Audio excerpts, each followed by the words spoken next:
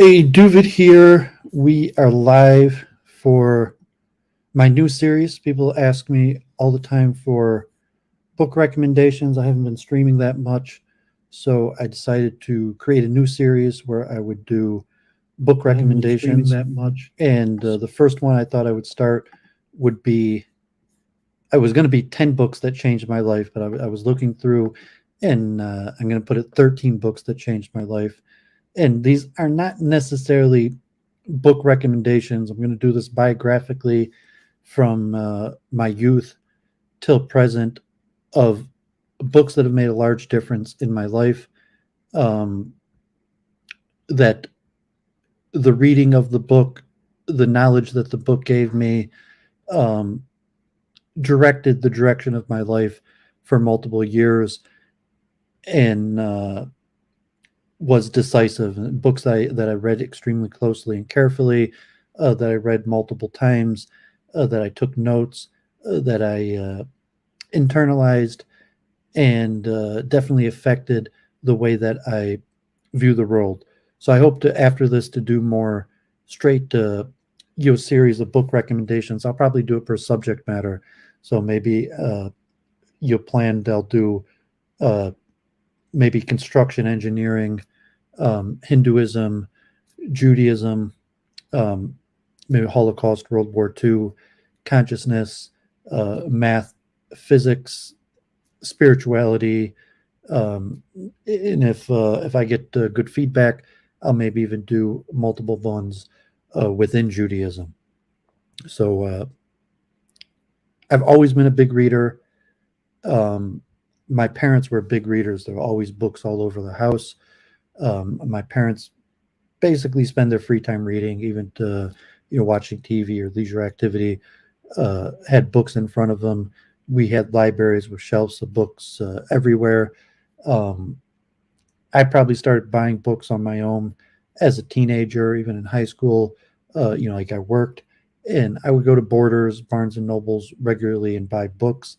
I wasn't much into fiction, so I think in elementary school I used to read these choose your own adventure books, and I probably read like all the choose your own adventure books in the library at my elementary school.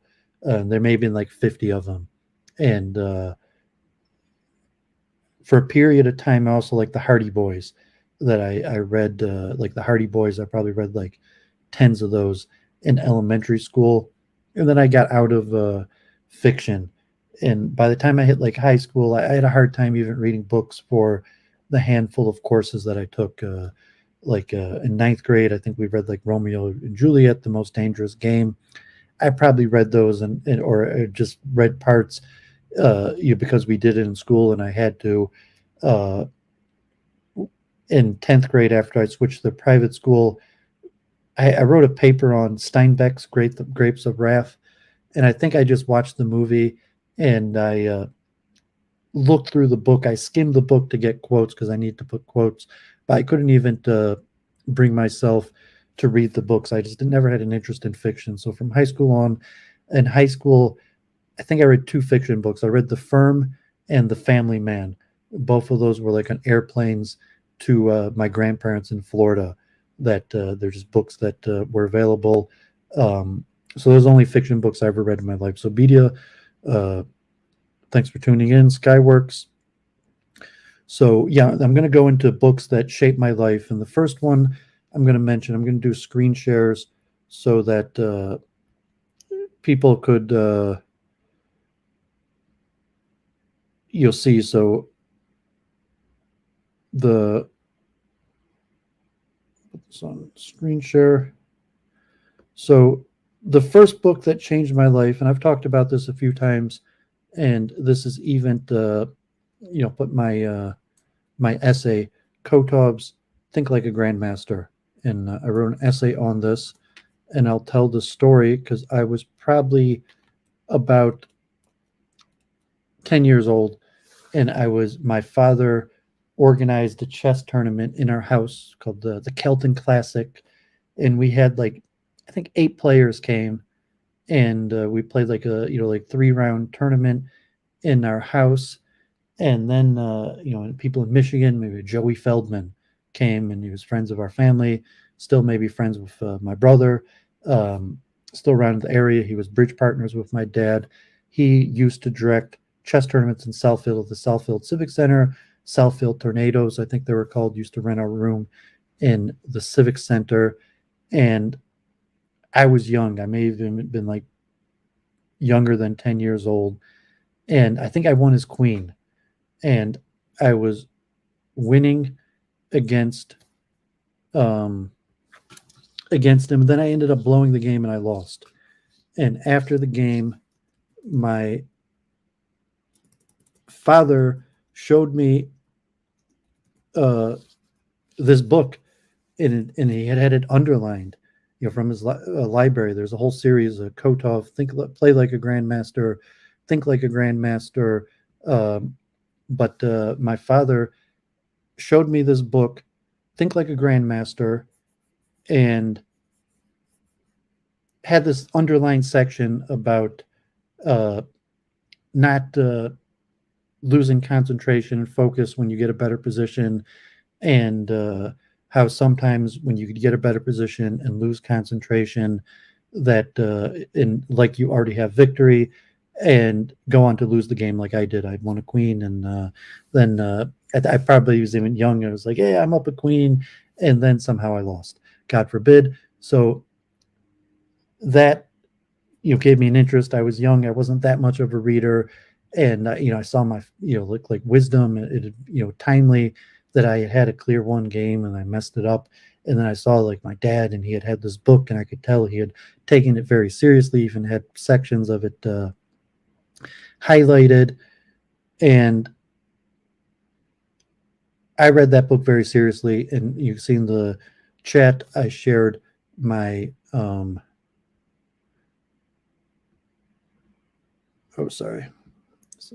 I shared my essay, that I even wrote an essay about it. And probably in high school, half of the books I read were chess books. So this was you're probably the first chess book I seriously looked at, and I was young, like above my reading level, but a lot of it was chess, and I was able to get out the main meaning.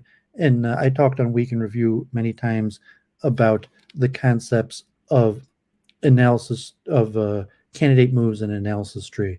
And later, when I started playing chess again through King's Crushers videos, and we talked a little bit, and he had done a series about Think Like a Grandmaster and candidate moves and analysis trees. And it's a debate among chess players, like how useful or whether top players really use this idea of analysis trees and candidate moves, or how good it is for chess. But it definitely helped improve my play and a thought structure. And probably till about the age of 13, 15, the only books I read were chess books. Maybe I like it. I skimmed through a few books here and there. I liked puzzle books, like riddle and puzzle books when I was young. But chess books were basically the only books I read. And I took them very seriously. I studied them. I went to like chess camp, and I had like notebooks, and took my chess studies relatively serious. I wasn't that like studious about my chess studies, but relatively, I took chess studies was something till the age about 15. That was the most serious thing I studied. And if I read a book, it would have been a chess book. And probably about after I switched to private school at 15, I started reading, taking life more seriously. I started listening to politics, like, God forbid I was listening to Rush Limbaugh, and I paid out of my own money. I ordered, Rush Limbaugh's books, and when I even before I drove, like 15, I'd get my brother to take me over to Borders bookstores, and I'd buy books, and I like things on like riddles, puzzles, but also just science. I think I had some like Richard Feynman books, like how to solve things, maybe like Dalai Lama, some basic things on Judaism. I think quiz show. As a family, we watched Jeopardy a lot for a period of time, Like every night we would watch Jeopardy together. My mom was exceptionally good at Jeopardy, and knew a lot of information. So by the time I was in high school, I kind of like reading history, anything, just knowing knowledge, even reading the newspaper. I think even in junior high school, I picked up the habit. I think I was um, an office assistant and in the library in junior high school and be the newspaper. And by junior high school, I even got in the habit of reading the newspapers. So, always been a reader, but think like a grandmaster, these concepts in it uh, changed my life in the way I looked at it. And as I put in my essay, it's a well-known chess book. Most chess players are familiar with the book. It's not well known outside of chess, but these concepts of candidate moves and analysis trees are extremely powerful and important, and change the way I look at the world in terms of having options and then analyzing options and saying like, well, I have a series of options, and then I have to wait for the reply of my opponent who has a series of options, which in return will give me a series of options, and so on, which creates like a tree-like structure. And looking at um, and so the next book I'm going to mention, I had completely forgot about this book, and this was probably, so I'll mention um, Ed Thorp, Beat the Dealer. So when I had went to chess tournaments at 13, we went to a U.S. Open in Los Angeles and traveled across the country, and we stopped at the casinos. And the guy who drove us, Pete Nixon, still friends with him on Facebook. He had known a guy, Mike Bond, and we stopped at his place. And then he was in Reno, and we went to the casino, and he taught us blackjack. Like the night before, he explained blackjack, and I'm not sure if I'd ever seen blackjack before, but he explained how to play blackjack in the basic strategy. And I had heard about this concept of card counting, and I was kind of like a math geek. So when I saw this guy, Abel Thorp, streaming the other day, I was like, Thorp, where do I know that name? And I was like, oh, Ed Thorp, Beat the Dealer. And um, so I'm mentioning this book as a book that changed my life because I took it very seriously, and I had investigated card counting, and I had attempted card counting, and I'd even written a computer program and did an assignment as a senior in high school where I programmed to develop my own method of card counting. And this goes in depth, added on to Think Like a Grandmaster in the concept of candidate moves and analysis trees, which is um, with the mathematic probabilities of equity. And I went to the casino. I had a friend, and I used to go with him to the casino, I think when I turned 19. And because in Canada, we lived in Detroit, and you could go to the casino in Windsor where you only had to be 19. So in high school, I had a friend that was older and gambled a lot, played a lot of blackjack, and we used to go to the casino. And I guess even though I couldn't gamble, I went with them. And yeah, I had studied card count. I knew the math behind it.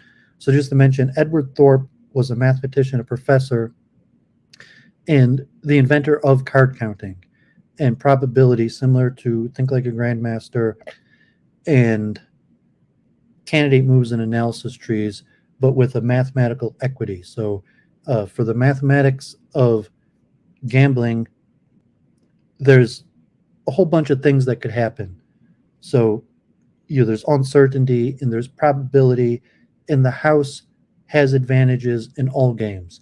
So in probability, usually the house has an advantage of like 51%. So say if you have an equity in terms of math, I'm not going to explain it now, but just in terms of it changed my life, that I learned probability and equity, and not just that I attempted card counting for a period of time, but that this concept of equity and probability was with me the rest of my life. For the rest of my life, I always understood things in terms of candidate moves, analysis trees, and equity. And so blackjack is unique among all the games of the casino, is that occasionally the equity will favor the gambler as opposed to the house. And generally the idea is that face cards, high cards, because the dealer goes second, the player has to make the decision first and will bust, go over 21 a lot of the time. That high cards favor the house, and or it's actually the other way around. I apologize. That low cards favor the player, and the house with high cards. So if you count the cards that go out of the deck, like Rain Man actually came out also. Let me see the year of that. I forget what year. Rain Man in 1988. So I didn't. I haven't looked at the book. I don't even know if I still have the copy of my original Beat the Dealer. But the idea is that certain cards, that if they've been expelled from the deck and that there's only certain cards left in the deck, they make it more likely for the dealer or the player to have an advantage. And it won't shift much, even if you're playing from one deck. If you're playing from a single deck till the end, maybe the player could have a significant advantage, which may be like 60%. But usually, casinos have 6 decks, and the most advantage a player could have would be in the low 50%. But that's the same advantage the house has. It'll be enough for the player to have a small advantage. And if you change your bet size to where you're betting, like $5 normally when the house has the advantage, but when you have the advantage, you up the size of the bet to $20 while you have a small equity advantage, you could emerge victorious over the house. And I'd done it, and I'm not sure, it's unclear if I even ever made money. I wasn't, didn't go into professional gambling. It was more interesting in high school when I couldn't gamble, and I was just thinking about these things and the movies. And I actually wrote a computer program because the Edward Thorp just had a simple system of a -1, +1 count. Every time like a face card came out, you would give a +1, and every time like a 3, 4, 5, 6 came out, you would do a -1. In like 8s and 2s were neutral. But you could actually, through a rollout in a computer program like a Monte Carlo simulation, which I tried to program myself in Super Basic in high school, to do a rollout and to determine like an exact equity for which card. So there's more complicated card counting systems. The Edward Thorp system with a +1, -1 is capable of giving you the advantage and making money off the casino. There's more detailed ones, and there's been more movies about it. And I haven't gambled for years, but that it made a difference in my life. I read this book seriously. It made me think about mathematics seriously. I even wrote my own computer program. And in terms of how I interpreted the world in a way of probabilities. So those 2 books as a youth, and I'm not so sure those were hugely influential in my life, that it was before I went to Israel, and those were books that I took seriously, I read seriously, taught me a different way of looking at the world, and from that changed my life. So after high school, I went to Israel and became a Hasidic Jew, and definitely Judaism was extremely influential in my life. I have streamed a series of books on that, and I thought I'd share a few of this basic books that I had changed my life. I took 4 Jewish books that really had a profound impact. This one I streamed a series on of Pirkei Avos, Ethics of the Fathers, which is a collection of statements. It's in the prayer book. I had seen this as a youth. I even had at my bar mitzvah, as a reformed bar mitzvah, I had learned about this, and changed my life till today. I quote this constantly. If it's just like a word of wisdom, like a pithy statement, constantly. I will think of something in Perky Avos. I've basically memorized the whole thing, even in Hebrew. I used to give classes on it. Not like classes, but on Shomer Shabbos, I was the Mincha Gabbai.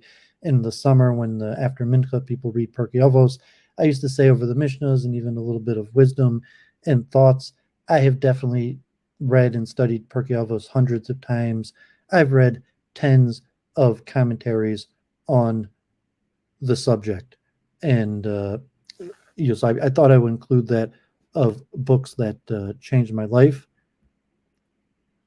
This up here, definitely, like I did a series of this. I shared this. This was the first series that I did on my YouTube channel, of a book that, life-changing book. And till today, this probably has the most influence on me in a spiritual outlook of the world. Duties of the Heart, Kavos Vovos. After high school, I spent a semester in University of Michigan. Then I went to Israel, and I had started studying this in the yeshiva in Detroit, the Yeshiva Gedola of Detroit, Rav Bak's blessed memory. And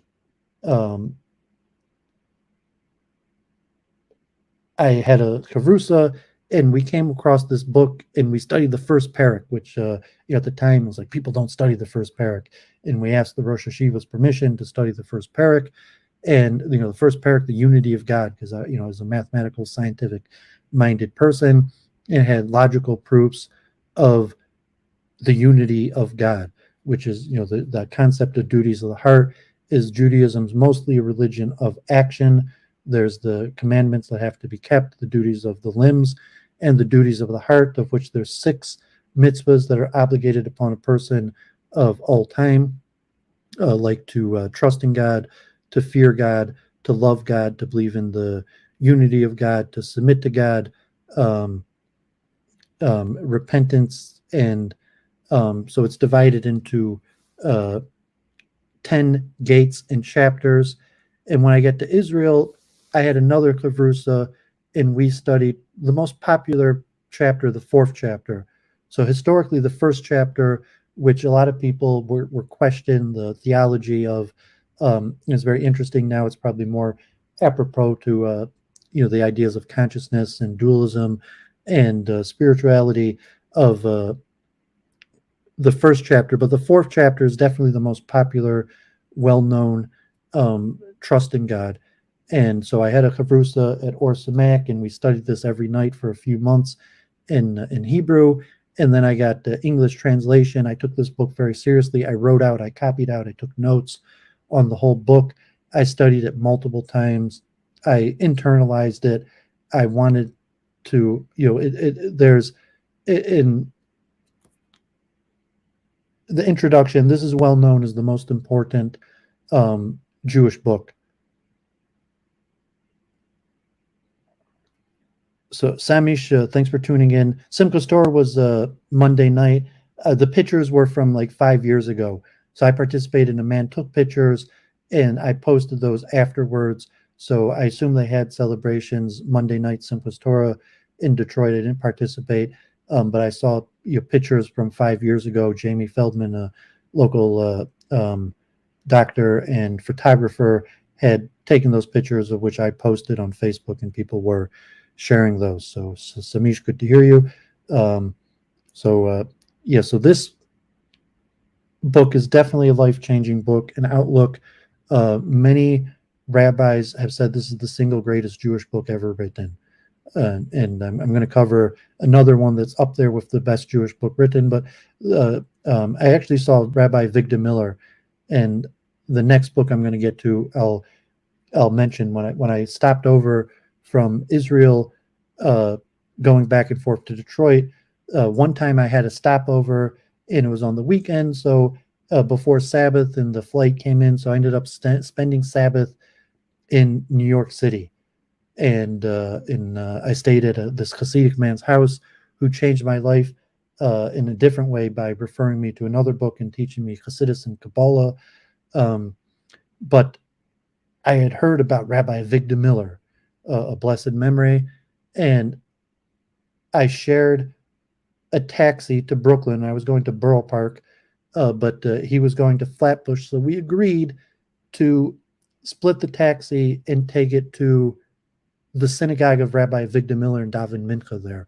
And Rabbi Avigdor Miller, most famously between mincha and Mariv, for years studied Chovos HaLevavos, duties of the heart. So I saw Rabbi Avigdor Miller, I davened mincha and Mariv there, and went to his famous duties of the heart class. And so I have a whole series on this. I covered it. Great book. Essence of Jewish theology, very strong. Language is extremely strong of the implications of what does it mean that there is a God. If Judaism, this is the truth, what is the implications of the truth? What is the implications of monotheism, of unity of God, of loving, fearing God? And it's laid out in a logical manner. It was originally written in Arabic, and I covered a whole series of it. And certainly about the trust of God. What does it mean for a person to trust in God, to be devoted to God? What does it mean to have an obligation to serve God?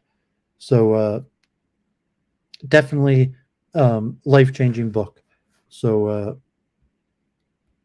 as I was mentioning, this first trip that I took to, okay, so there's actually one more before that. So my local rabbis in Detroit had known someone. I was in Israel at Or Sameach. This might even go, I was new in Israel and had been there a few months studying in yeshiva, and the rabbi I knew from Detroit, who was a lawyer and did business with my mother, recommended I speak to this rabbi friend of his who had translated a linear translation of Chumash Rashi. And we met for dinner and we spoke, and he asked me about Hasidus, and I was interested in Hasidus. And he said, there's a very good book translated into English, and it's a different translation that I have called A Student's Obligation, Chovos HaTalmidim. And this book was extremely powerful. Most Hasidim, it's kind of like a bar mitzvah book. I read this book at 19 years old. A lot of times, bar mitzvah Orthodox Hasidic students are designed to read this book at 12 years old before their bar mitzvah.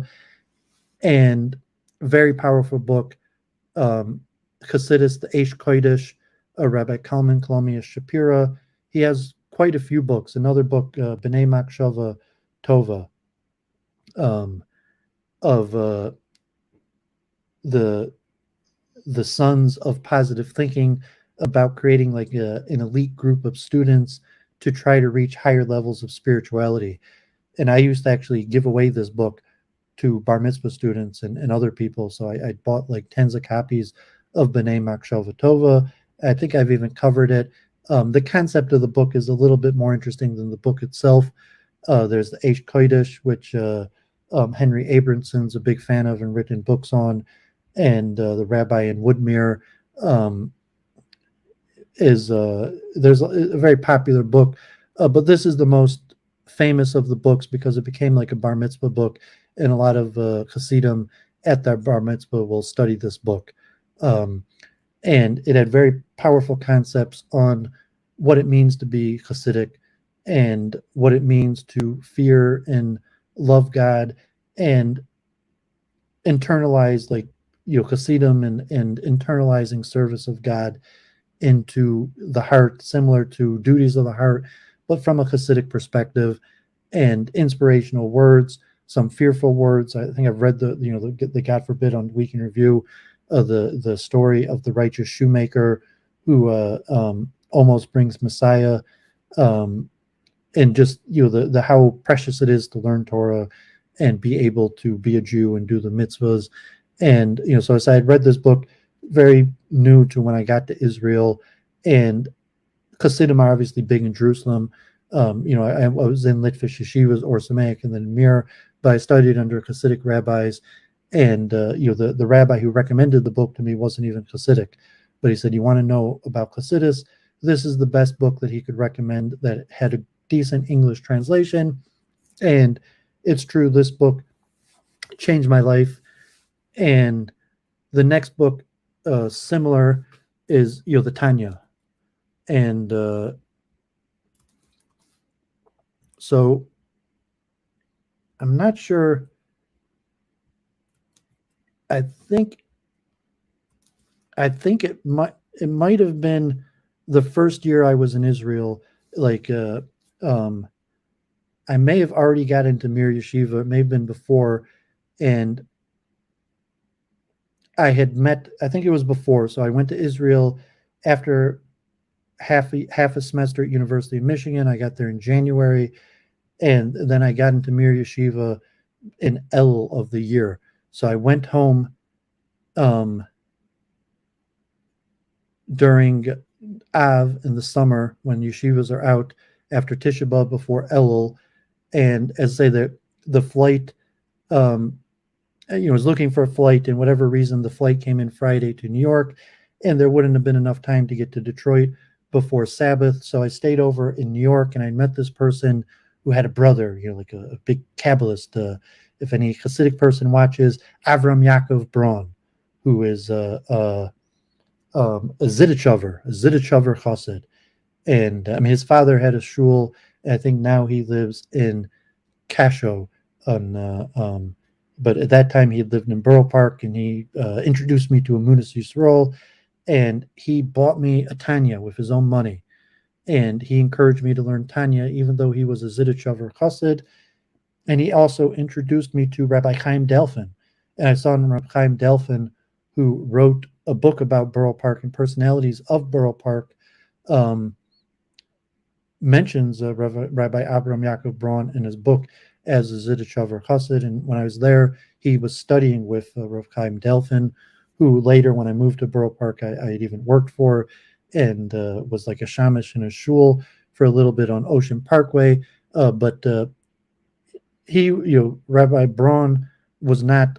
He was, like a Polish, Haisa Chusid, but he studied Tanya. He wasn't Chabad. He wasn't, Ziddichover Chassid, kind of like a Kabbalist. He promoted the study of, not just Hasidus, but even Kabbalah. And he bought the Tanya for me.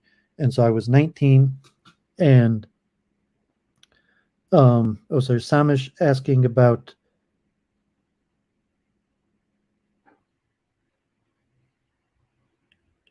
Yeah, Perky, all those. There's some scary stuff. I'm saying, like, the wisdom, fear of God is part of Judaism. There is statements in that that people should fear hell and punishment for sin, and part of the wisdom is to scare people away from sin. All of these books, the path of the righteous. So he got me into meditation. I remember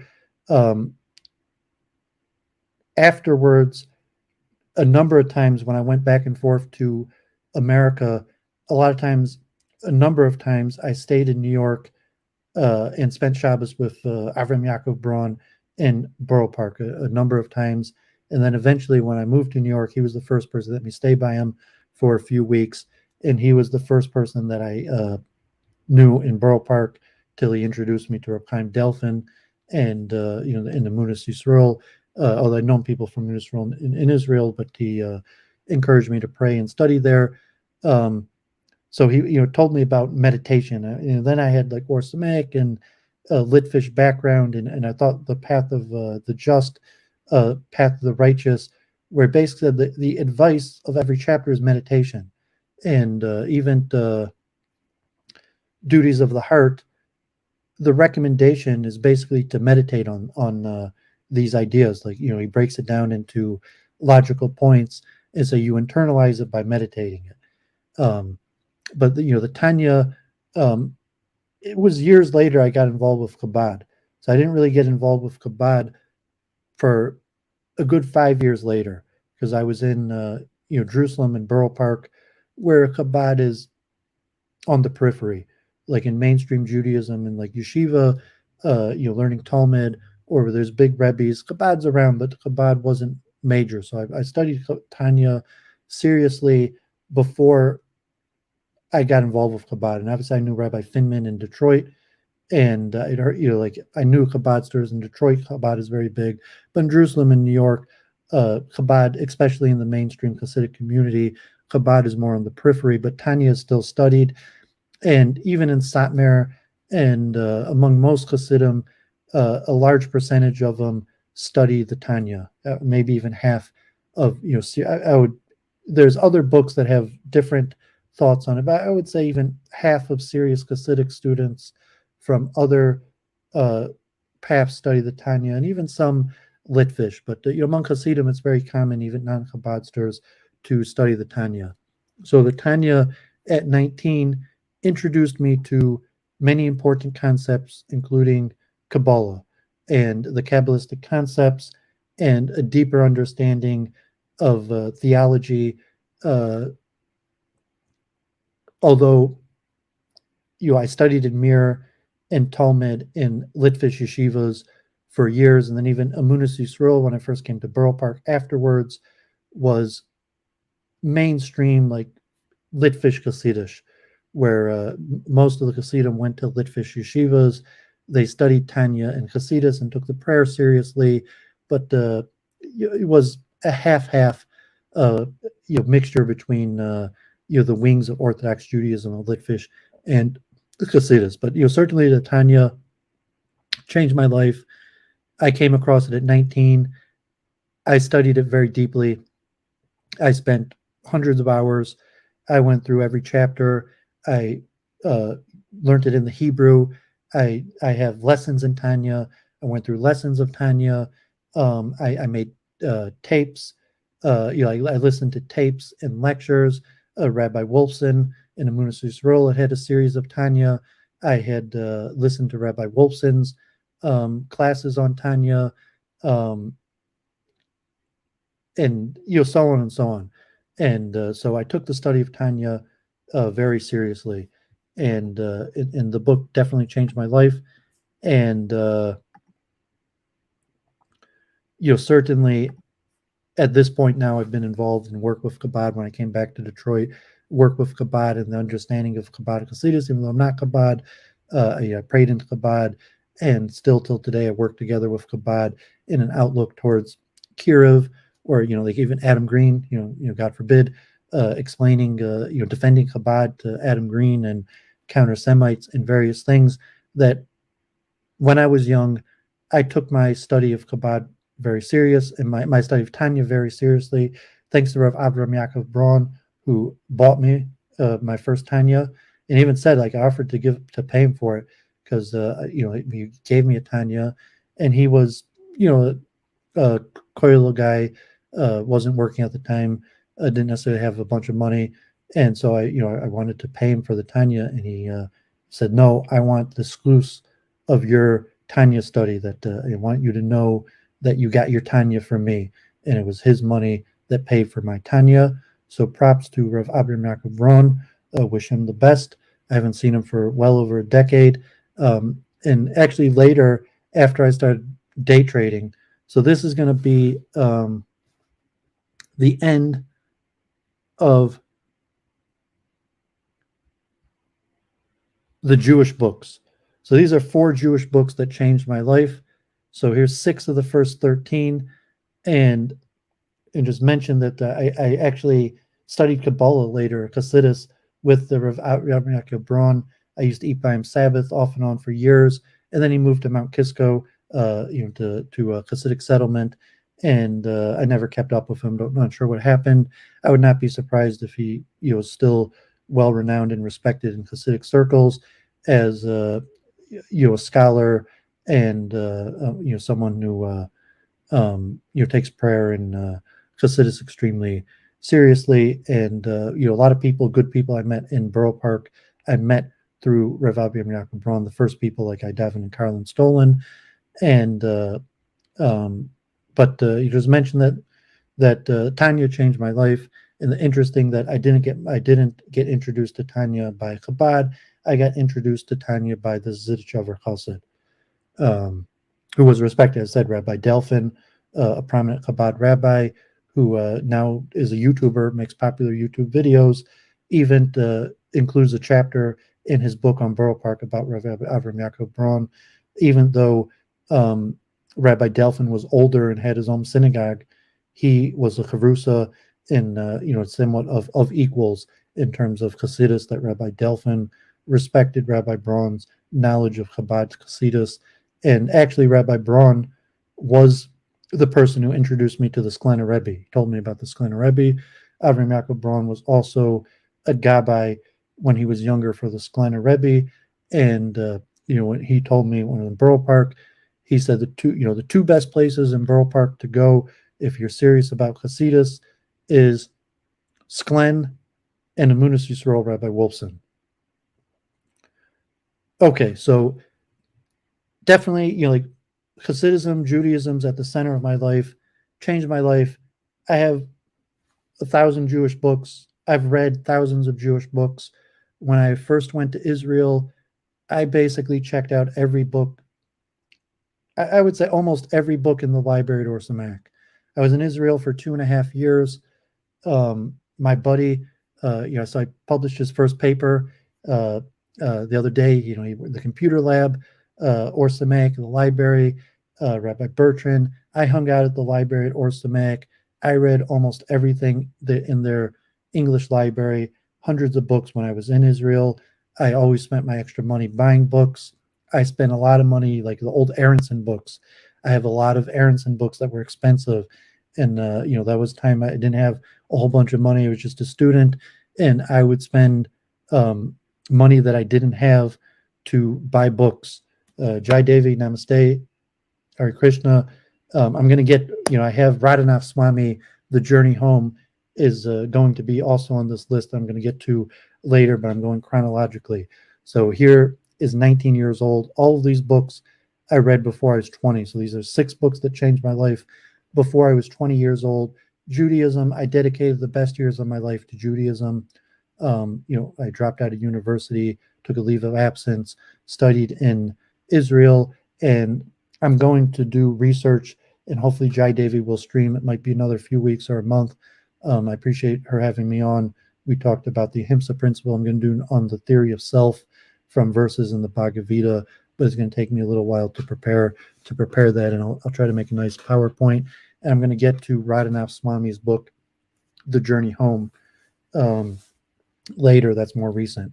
So now I'm, so these books, I'm 19 years old, and I have a firm basis in Judaism.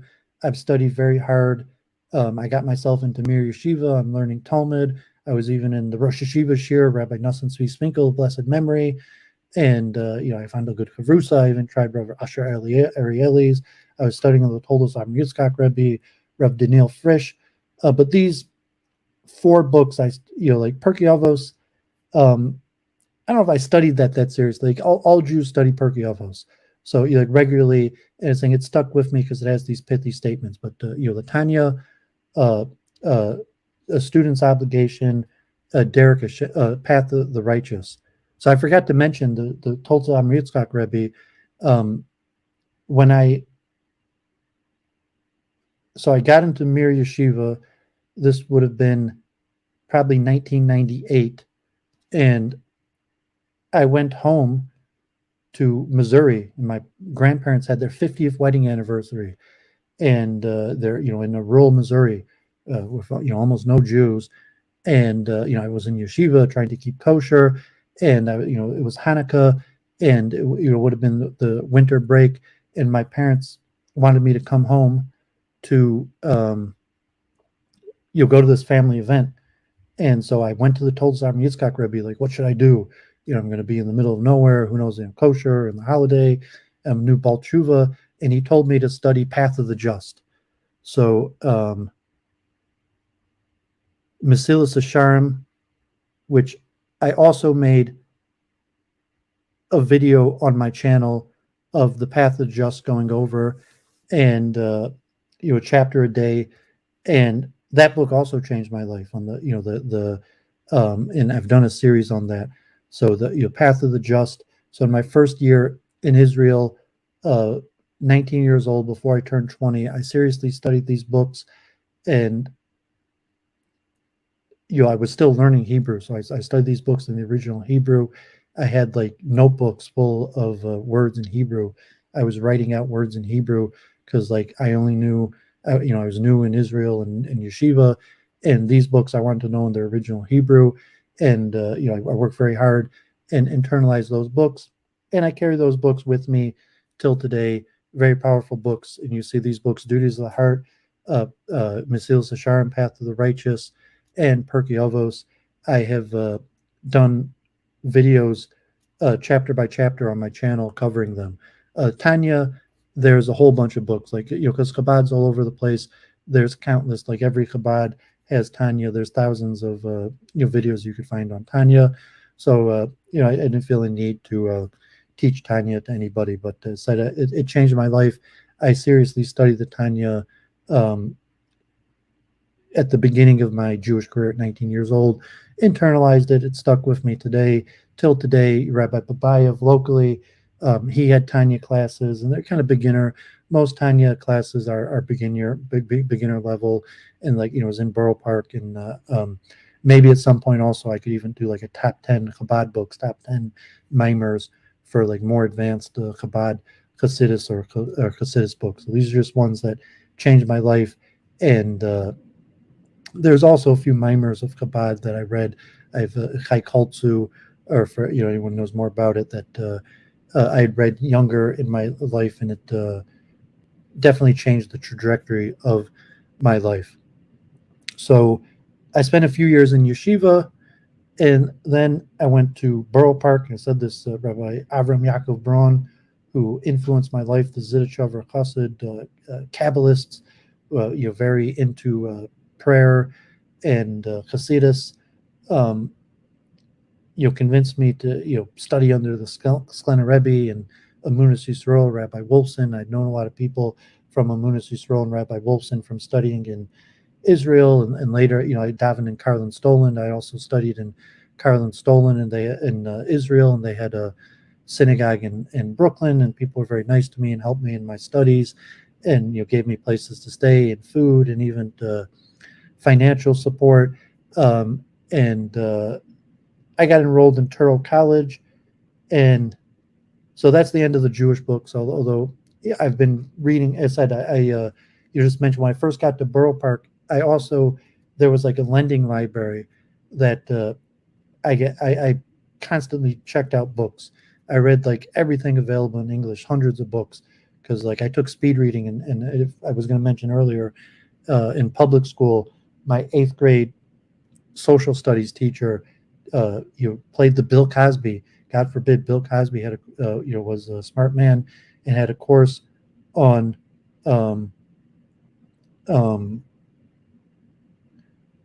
speed reading that he played when I was in junior high school. So I mean, Samish, I looked at the Guide to the Perplexed, Maimonides. I studied straight like Maimonides, the text of Maimonides. I didn't finish all of Maimonides, but I've read a good proportion of Maimonides. There was periods of times I tried to study from the Maimonides code from beginning to end. I read skimmed Guide to the Perplexed, but it didn't change my life in the same way that Guide to the Perplexed isn't a systematic philosophy like Duties of the Heart. It's kind of like questions and answers or difficulties, and so it's not like it's a famous book. There's definitely a lot of wisdom in it, but from the rabbis that say Duties of the Heart is probably the most well-renowned, recommended of all Jewish books outside of the Bible and Talmud and canonical studies of rabbinic texts, and then Mesilas Yesharim. And so Guide to the Perplexed is not, I wouldn't call it a life-changing book, because more like answering difficult philosophical questions. But I did study that book, not intensely, not in the original Hebrew. I just more quickly skimmed through an English translation. But I read a lot of Maimonides, including probably about half of his, God forbid the name slipping, of his halakhic work, And I quote that often, in various things and in different texts. So those are the Jewish books I'm going to cover. Maybe I'll do more, and I could probably do a whole series on Jewish books of all sorts. But in terms of Jewish books that changed my life, that had profound wisdom in them, until today, that I'm a different person and interact with the world, my mind operates in a different way because I read those books. So after I'm in New York, trying to be a Bal Tshuva, so I'm trying to study, more in New York, but my parents really want me to go to university, and obviously, I got to make a living, and God forbid, old bachelor, but when you get married, you have to be financially viable, and so I got a scholarship to Touro College. Actually, Touro College gave me a full scholarship. I had very good SAT scores, and just based off my SAT scores, Touro College gave me a full scholarship. And so my mother helped me out just to buy the textbooks. And someone from Orson Mac was day trading. And I had a chance to, and just to put here the link in the chat, here's my series on The Path of the Just by Rabbi Luzzatto. There's a lot of good stuff on that, but that was one of the first things that I streamed. So when I started day trading, they gave us this book, and I say that these are books that changed my life. I'm not necessarily recommending this book. I wouldn't necessarily say that this is a book that people should read. That's a positive book, but I say it is a book that changed my life. I'll put up one other book called The Electronic Day Trader. So when I started day trading, it was like day trading is a complicated thing. What do you do? How do you do it? And really the only information, I worked for a guy called David Shine, and David Shine was one of the original traders on Tradescape. Right, like 2000, when people were making a lot of money, right when they came out with the NASDAQ. And back then they still had fractions before they went to decimals. And the only information they had on the topic at the time, this was one of the first books, The Electronic Day Trader. So I'm not sure if I had to buy these books or if they even gave them to us. And The Electronic Day Trader covered the basics of technical analysis, the level 2, reading a stock for basic patterns, how to make money day trading.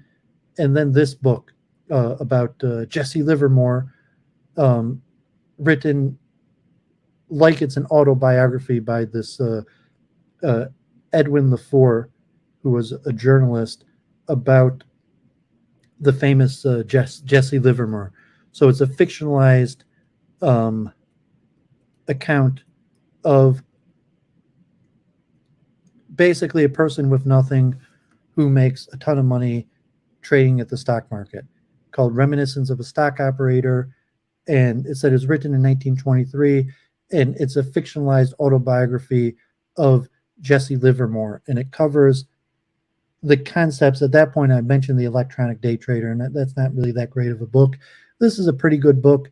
Till today, I'd still say this is like Ed Thorp's Beat the Dealer. I don't know. I wouldn't necessarily recommend that book. I was saying I had read that, and it taught me about probabilities and equity in a way that's always stuck with me, that I always understood. I didn't learn that in mathematics in high school, like probability and equity. I didn't even take a university course on it. Later, I've studied more of it. Jai Devi, I'm going to also do a recommendation book of Krishna Hindu ISKCON books, and I'm going to get to Radhanath Swami's book, The Journey Home. That's one of the last books on that's book number 12 on my list. So I'm got a few more years. So I didn't come across Radhanath Swami till I was about 30, his book, The Journey Home. So this book, I was probably 22 years old. I was in Touro College, and I got a job. It wasn't a job, it didn't pay.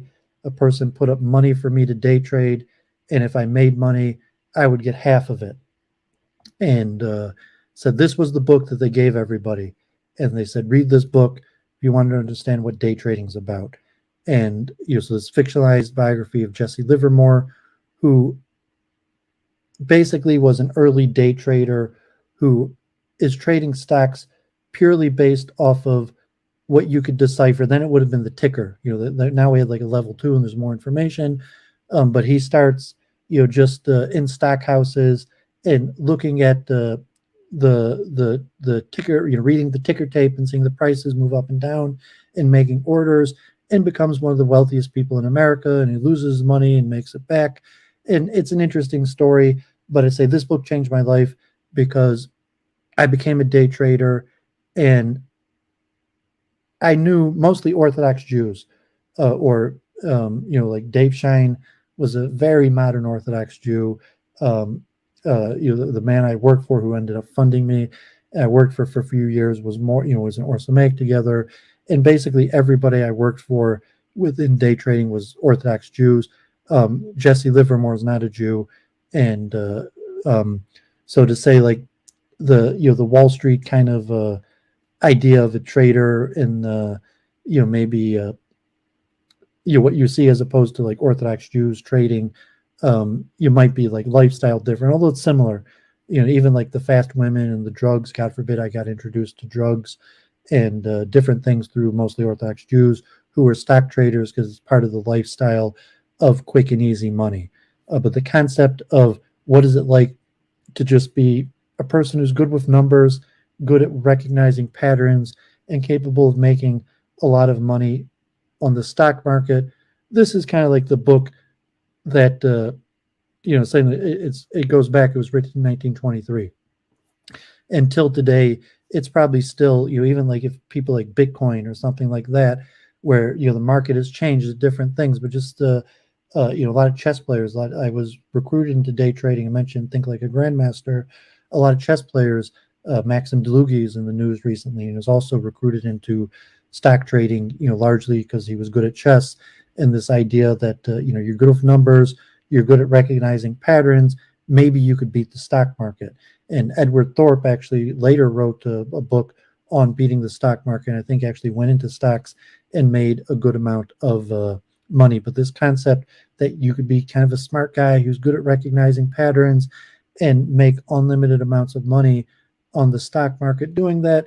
And so this was the book that, like I was in yeshiva, I was a very Hasidic Jew.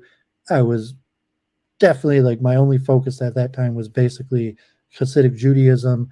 And, I worked, almost everybody I worked with were Orthodox Jews of various flavors. And but they said, read this book. You want to understand what it means to be a day trader, read this book, 1923 classics, Reminiscences of a Stock Operator. I read the book. I became a day trader, and it changed my life. And like I mentioned, Think Like a Grandmaster, that my father had showed me when I was less than 10 years old, and the concept of analysis of candidate moves and analysis trees, to Edward Thorp, Beat the Dealer, and understanding equity, and to actually being a day trader. And so it was this book that changed my life.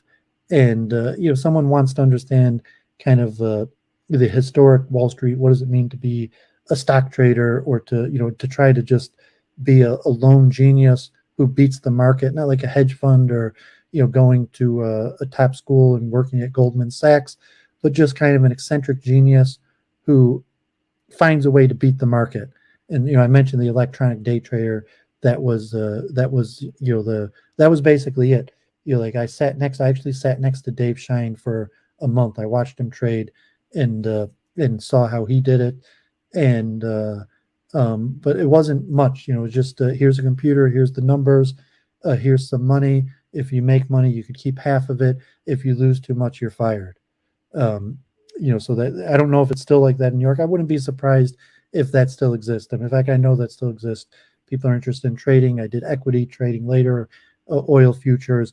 This concept where here's some money. If you make it, if you make some money, you get half of it. If you lose more than a certain amount, you're fired.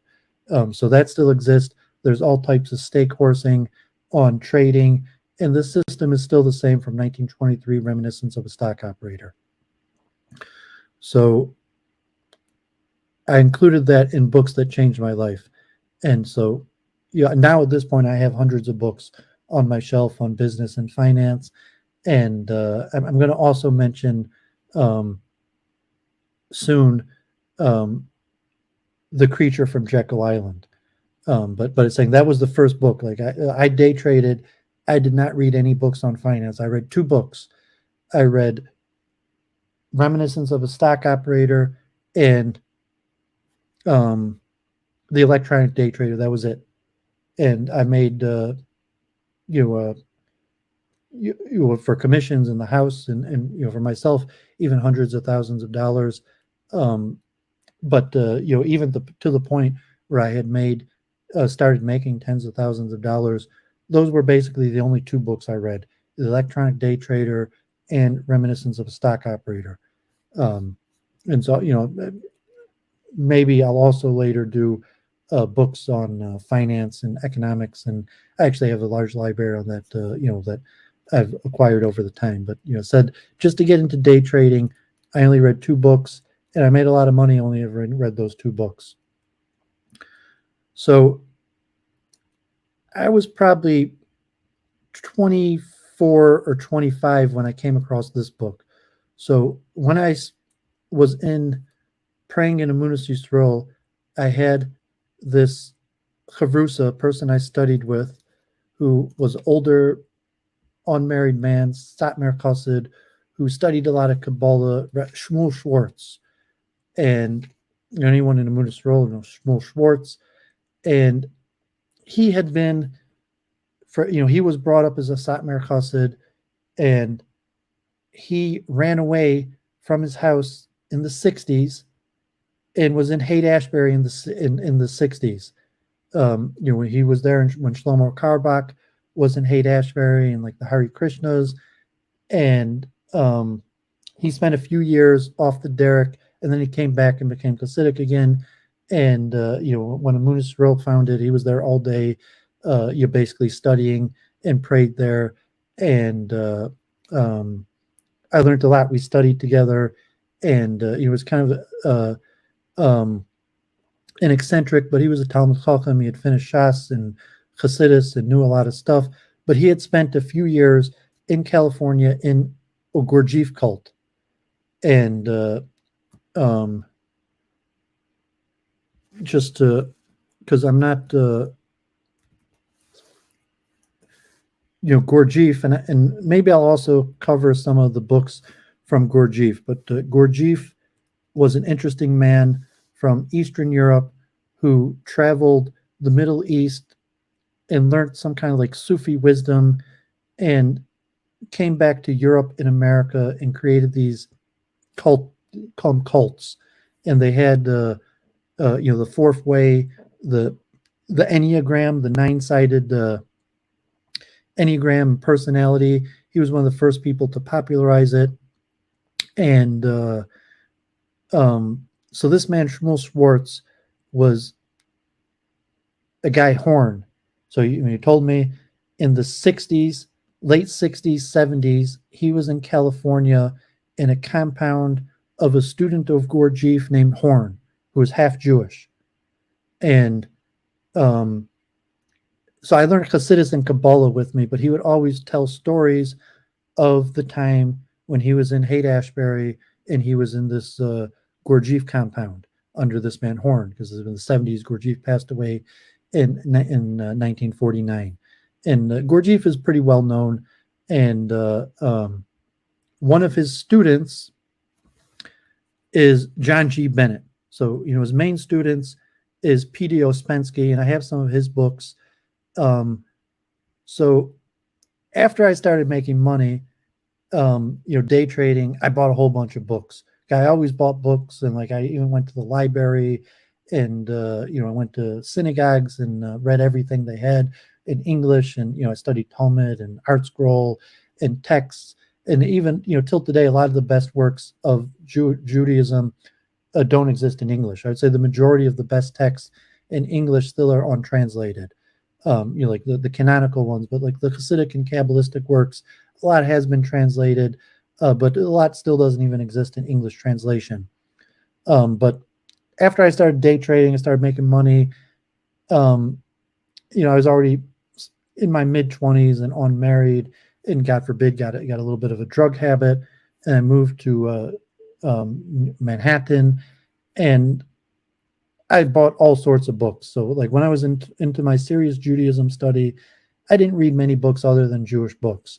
So in my mid-20s, I started buying all sorts of books.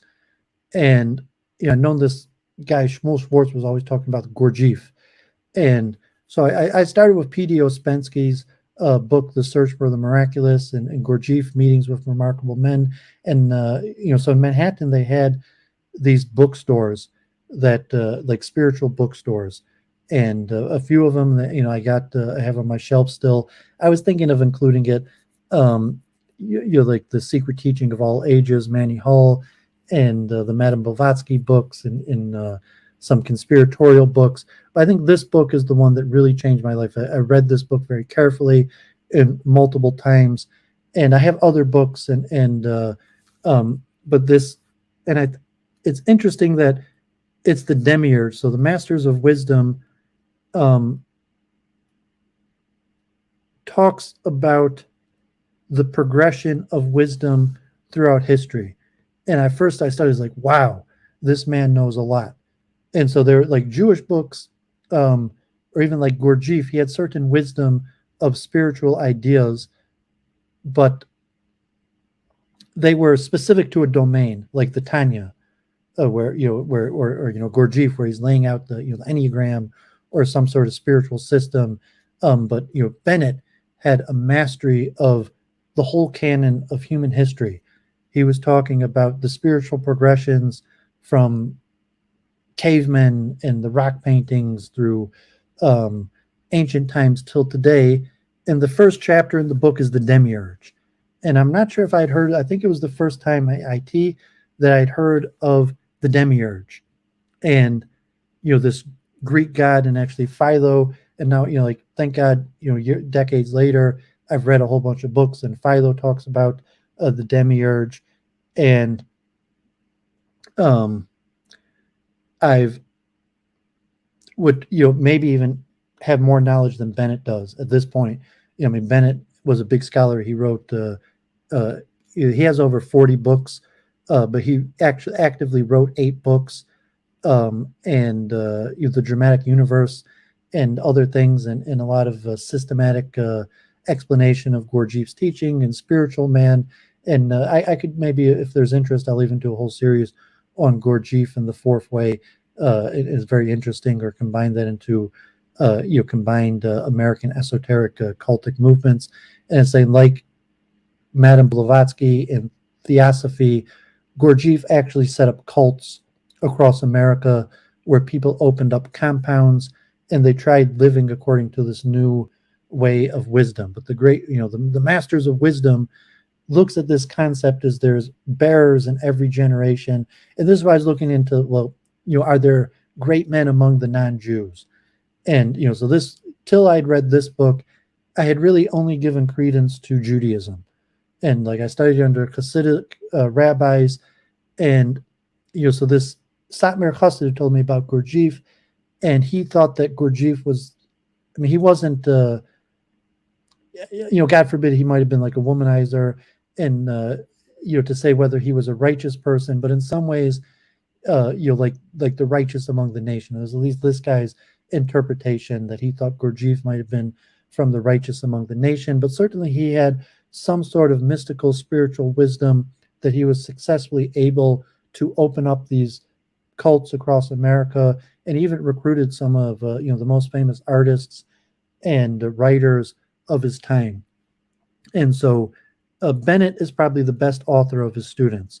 Ouspensky has the most popular works that lay out the Fourth Way, but Bennett was probably the biggest scholar, and they had like a falling out, so I'm not going to get too much into Gurdjieff politics. I actually have like half a shelf of books of Gurdjieff and the Fourth Way that is very interesting. But this book, The Masters of Wisdom. So let me just read. The introduction summarizes ideas first presented in The Crisis in Human Affairs and expanded 18 years later in the dramatic universe. These are to do with planetary intelligence, epochs, and the transmission from one level of evolution to the next. In Chapter 1, he introduces the notion of the demiurge as that conscious, intelligent energy working for the people beyond humanity, but unable to act except through human agencies. In Chapter 2, he describes the work of an advanced group of human agents capable of understanding the work of the demiurge and using their preeminent position to influence and direct human development. In the dramatic universe, he refers to this action as the great work. Here he refers to the organization often referred to in Gurdjieff's writing and called the Sarman Society or the Sarman Brotherhood. So I'm not sure. I'm not a Gurdjieff follower. There's great wisdom in it. Even on Church of Entropy Week in Review, the first episode, I mentioned the quote from Gurdjieff and Meeting with Remarkable Men. But I'm not a follower of Gurdjieff, but there was wisdom in this book influenced my life. It introduced me to the idea of the demiurge and masters of wisdom in each generation, progressing society forward. It tied in, like, so Shmuel Schwartz, God bless him, would mention things like the 36 hidden righteous Siddiqim, like the Kabbalistic ideas that it mentioned that Rizal and the Kabbalists, of there being one person who has the soul of Messiah every generation, saying the Lubavitch rabbi, and Shmuel Schwartz believed that Rabbi Wolfson had the soul of Messiah, that after the Lubavitch Rebbe passed away, that the soul of Messiah went to Rabbi Moshe Wolfson. That's what, Shmuel Schwartz was kind of eccentric, but that's what he believed in this concept of the 36 righteous, hidden righteous people of each generation. These are well-known Kabbalistic ideas. It had a similar concept to Gurdjieff in the Masters of Wisdom. So I say this book changed my life and was the first greater perspective to the larger non-Jewish wisdom, because till I'd read this book, I'd basically only dealt with Orthodox Jews. And at this point, I was dealing with non-Jews, and, I don't call myself anti-Christian, but I wanted a wisdom school that wasn't based on Christianity. So Gurdjieff, Bennett, Masters of Wisdom had a non-Christian approach to the spreading of wisdom to humanity and the demiurge. So I talk now Week in Review, and Jennifer, we talk about the demiurge all the time. And, now I've read Philo and different understandings, and Plato talks about the demiurge, and Christopher Jean Jerkness talks about the demiurge, and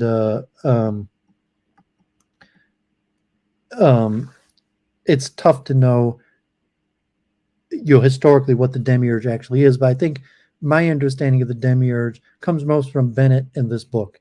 So I said, this book changed my life and gave me this perspective, first introduced the concept of the demiurge to me, and this progression of wisdom being revealed to humankind through like a secret brotherhood of masters of wisdom. So I would recommend this book, for the non-Jews in the audience that aren't interested in Judaism, or even Jews that are interested in a non-Jewish perspective, a non-Christian perspective of wisdom.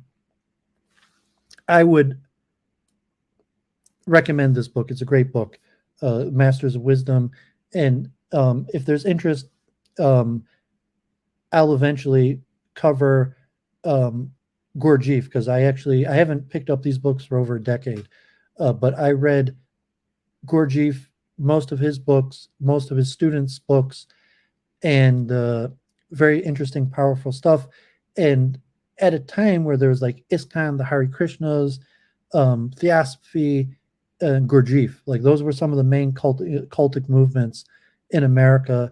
And Gurdjieff has, I would say, every major town, every major city in America, there's probably disciples of Gurdjieff that meet, and he's got these like sacred dances. And then people have tried to research of, does it come from some sort of Sufism, and locate like the possible person, because he traveled, was meeting with remarkable men, or is it something unique? But so possibly to be returned to. So the next book. So when I was in Manhattan, I had worked for a spiritual advisor for Jean-Louis Bourgeois, a wealthy eccentric, the son of Louise Bourgeois, the world famous artist who, blessed memory, passed away a few years ago. He was a Goldwater. He was related to his grandfather was on the board of directors of the Metropolitan Museum of Art, the Ethical Cultural Society, was in charge of the organization of hospitals. I actually have his book, also a very good book on hospitals. But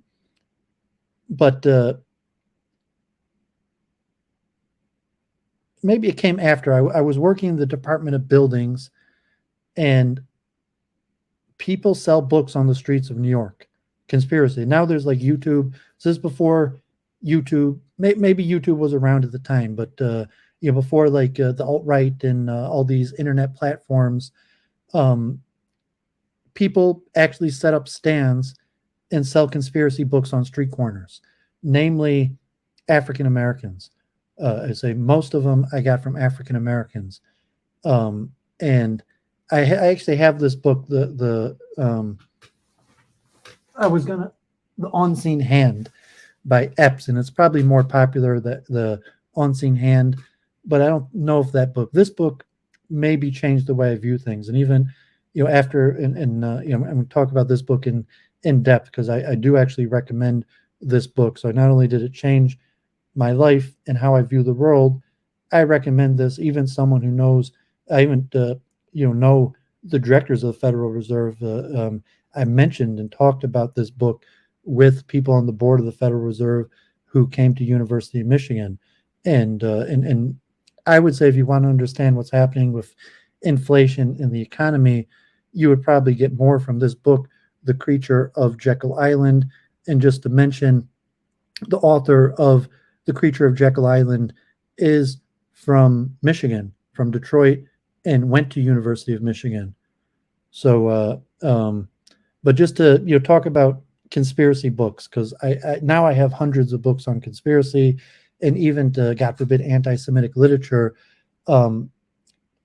There are people in New York who stand on street corners and sell anti-Semitic literature, and like the Nation of Islam, but just random people, mostly African American. I would say like 90% of them African American, stand on street corners and sell anti-Semitic literature, like the Protocols of the Elders of Zion and other books, conspiracy books. This is probably the most mainstream of all the conspiracy books, and it said even the people in Michigan who are on the board of the Chicago branch for the Federal Reserve that serve Michigan have said that this is a good book. That in terms, like, you look on the Wikipedia or look on, might be discredited, but of all the conspiracy books, this book is probably the best of them. And like Ron Paul, the Federal Reserve, what's going on, the history, what's up with our money supply, what's going on with inflation, the debt ceiling, and laying out in somewhat of a conspiratorial way the creation of the Federal Reserve, what happens when we have these big spending packages with the Wall Street bailout. And honestly, I'd say that this is probably the most clear, straightforward explanation. There's more economics behind it. It's more complicated. It involves calculus and economics and monetary easing and various things. But I would say the overall mechanism of what happens with government bailouts and economics and inflation is best explained from this book, The Creature of Jekyll Island. And this from someone who day traded, someone who has a university degree, someone who's read hundreds of books. Like I've read Alan Greenspan. I've taken accounting and economics courses. I have textbooks on economics.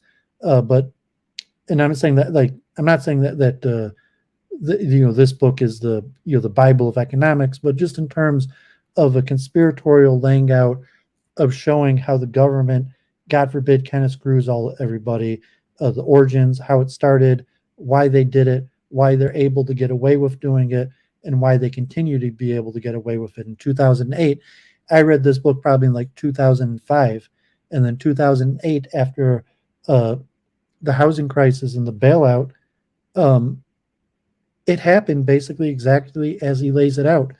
And then later, Trump and the bailout and the debt ceiling, the mechanism for how these things play out is basically exactly how it happens and laid out in The Creature from Jekyll Island, and it's bipartisan. So it's not like Republican or Democrat, that Trump, Obama, Bush, in my educated lifetime, all did the same thing.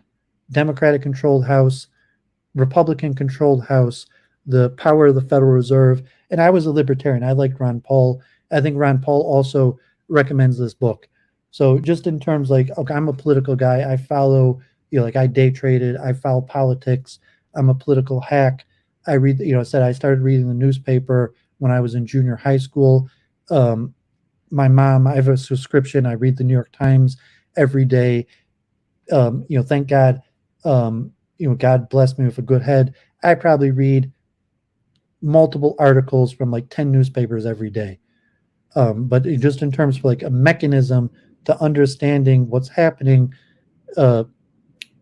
this book changed my life in that way, that once I read this book, I couldn't unsee the mechanism that was laid out in this book.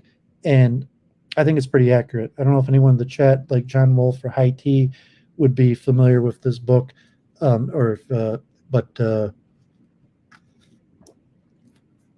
so I have more conspiratorial books, but another book, and I got this. So Albert Pike, Morals and Dogma. I read this book extremely carefully multiple times, and so I'd heard about Freemasonry. I mentioned when I said Rock Me Amadeus, and I think I was 8 years old when Rock Me Amadeus Falco came out, and Rock Me Amadeus, Amadeus, and he gives the review of the Lifetime, and he mentions that Wolfgang Amadeus Mozart becomes a Freemason. And so as a young kid, I had heard that song, and my father liked classical music. I said that song Falco, Rock Me Amadeus, and he mentions that he was a Freemason, that had put something in my head as a kid that gave me a positive view towards Freemasonry. And I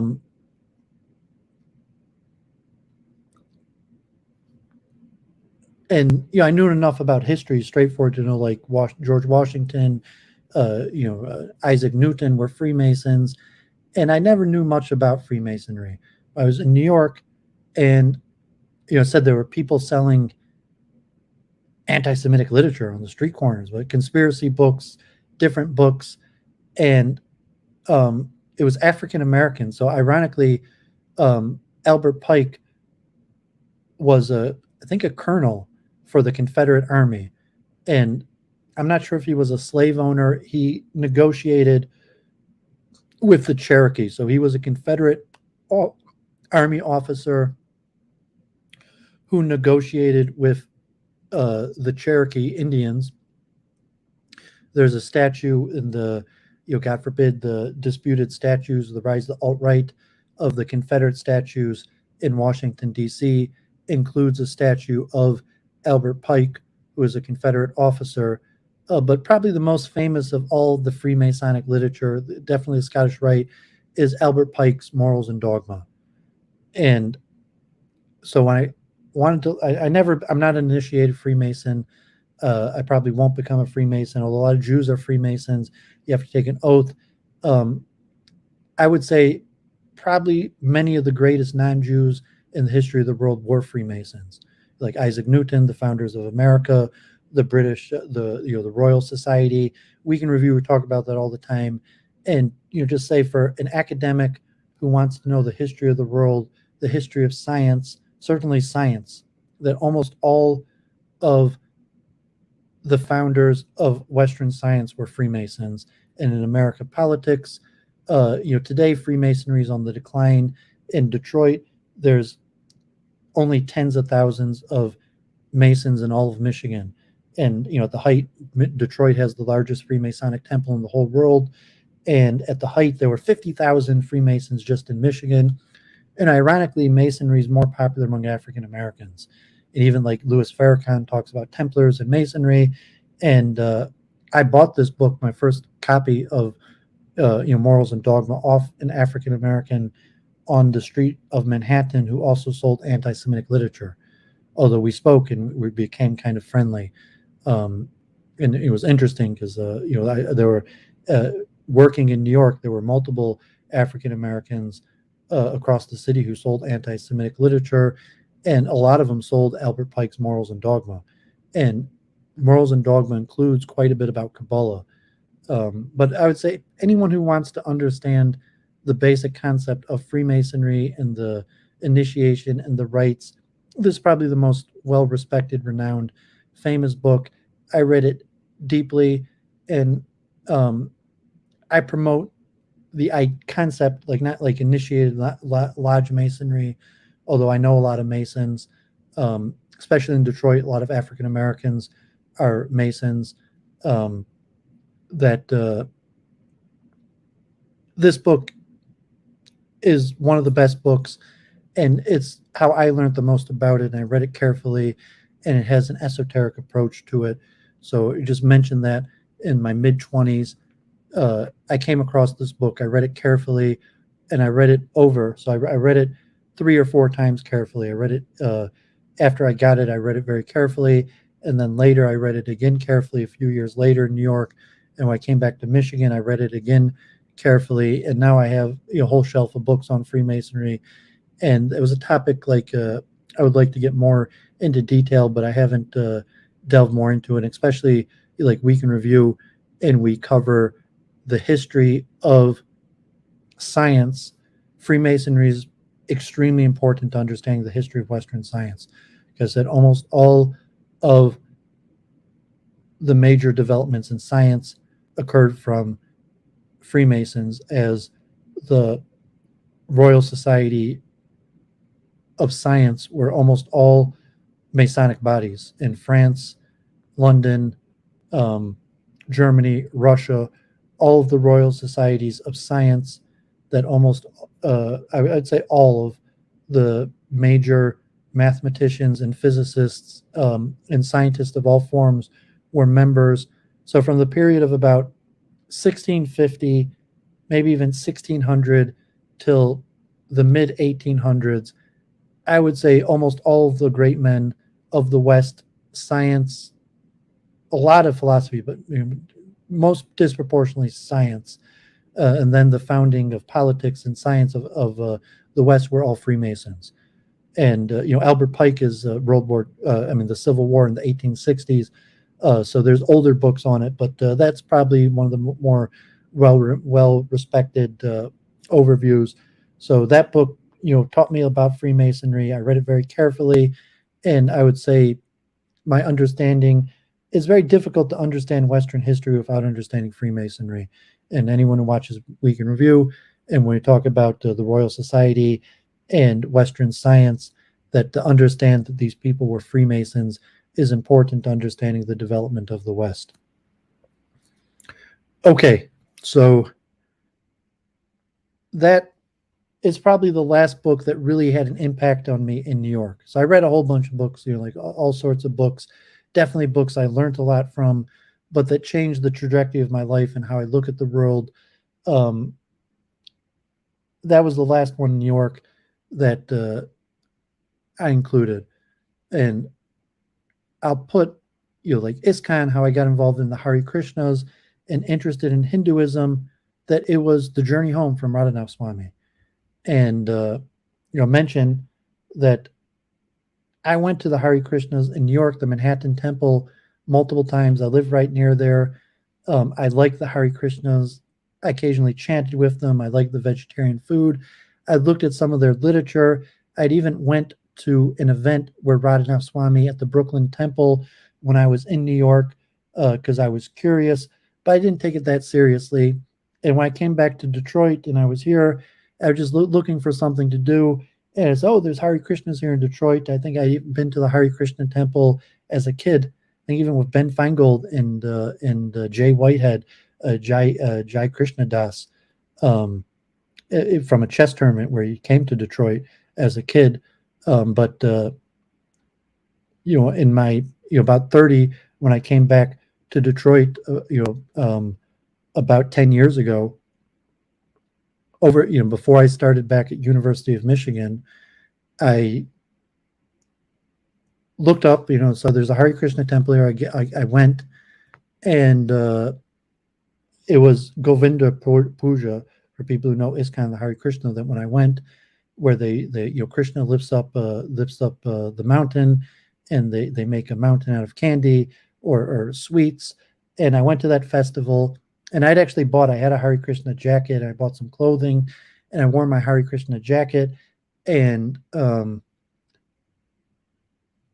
went to the event, and I even ate the food, even though I was basically an Orthodox Jew, but I ate the food because it's vegetarian. And and then I was about to leave. I was about to leave, and I think the guy told me, did I take prasad? And I'm friends with the man now, devotee. Thank God he said that. Shamananda Das from Germany, a Detroit devotee. It was like, did you honor prasad? And I was like, what? So he did take food. So I stayed and I ate food, and I spoke with a few people, and I came back, and this book was there. They were selling books, and the main book that they were selling was The Journey Home. And a lot of people in Detroit were Radhanath Swami. They were, disciples. They were big into Radhanath Swami. And I was like, yeah, I know Radhanath Swami. I mean, I know Radhanath, but I'd seen Radhanath Swami. I'd been in New York, and I'd been to an event, and I'd actually waited. I spoke to Radhanath Swami after the event in the Brooklyn Temple. I waited in line to introduce myself to Radhanath Swami. So I saw this book, Journey Home, written by a Jew, Radhanath Swami. And so I bought the book. And I read the book, and it was a powerful book. His account of traveling and going to India and becoming a Hindu. That's not the language they would use, but how he became a Hindu moved me. And now I have over 500 books. I went to Detroit ISKCON for years, got involved, and was part of the Bhakti Yoga Society at University of Michigan. But it started with this book, The Journey Home. And, Jai Day was in the chat. I hope I'm going to do a whole series on ISKCON books. Like I read Satya Rupa's Prabhupada Lilamrita and a whole bunch of biographies. I probably, even from the devotees who are, priests of the Hare Krishna movement, because I'm an academic like that, read a lot. I probably read more biographies of Henry Doctorski, God forbid, the murder conspiracy theories, God forbid, even done Radhanath Swami, God forbid, New Vrindavan and Henry Doctorski in Killing for Krishna, no idea about that. But when I first read The Journey Home, it made me interested enough that I read Bhagavad Gita. I took the literature seriously, and I continued to study. But it was this book that really told me that there was something there, and there was wisdom to be learned, and the moving story of his journey, so to say, how this Jewish kid from Chicago became a Hindu. And then shortly after, you see my YouTube page, that Radhanath Swami did a mass initiation. So it wasn't that long after, within a few months of when I first went there, Radhanath Swami's coming to Detroit, and he did this mass initiation ceremony, and hundreds of people came and lined up to get the book autographed, and they came back for his birthday party, and but it was this book that opened the door for me to take Krishna consciousness more seriously, and eventually, thank God, I've read the whole Bhagavatam, Chaitanya Charitamrita, Gopal Krishna Goswami, and Romapada, and I've met most of the gurus come to Detroit, and active. You see my YouTube channel, but it started from Radhanath Swami's book, The Journey Home. So I share that on books that changed my life. And God forbid, the last book on the list that changed my life, books that changed my life, Kevin MacDonald and the Culture of Critique. And so I'd say like Luke Ford, even streaming with Luke Ford and streaming and arguing with counter Semites online, I would put to Kevin MacDonald and the Culture of Critique. And I actually reached out and messaged Kevin MacDonald, and he said he didn't really see any advantage to speaking with Jews, but the concept of Judaism as a group evolutionary strategy, and obviously I'm pro-Jewish. I spent my life promoting Judaism. I'm online defending Judaism. But this concept of Judaism as a group evolutionary strategy was life-changing in the way that I looked at the world. And I'm a believer in group strategy. I'm not a believer in evolution, but I mean, because you call it group evolutionary strategy, but in group strategy and looking at the world in terms of competing group strategies and even anti-Semitism as a form of group conflict and competing group strategies.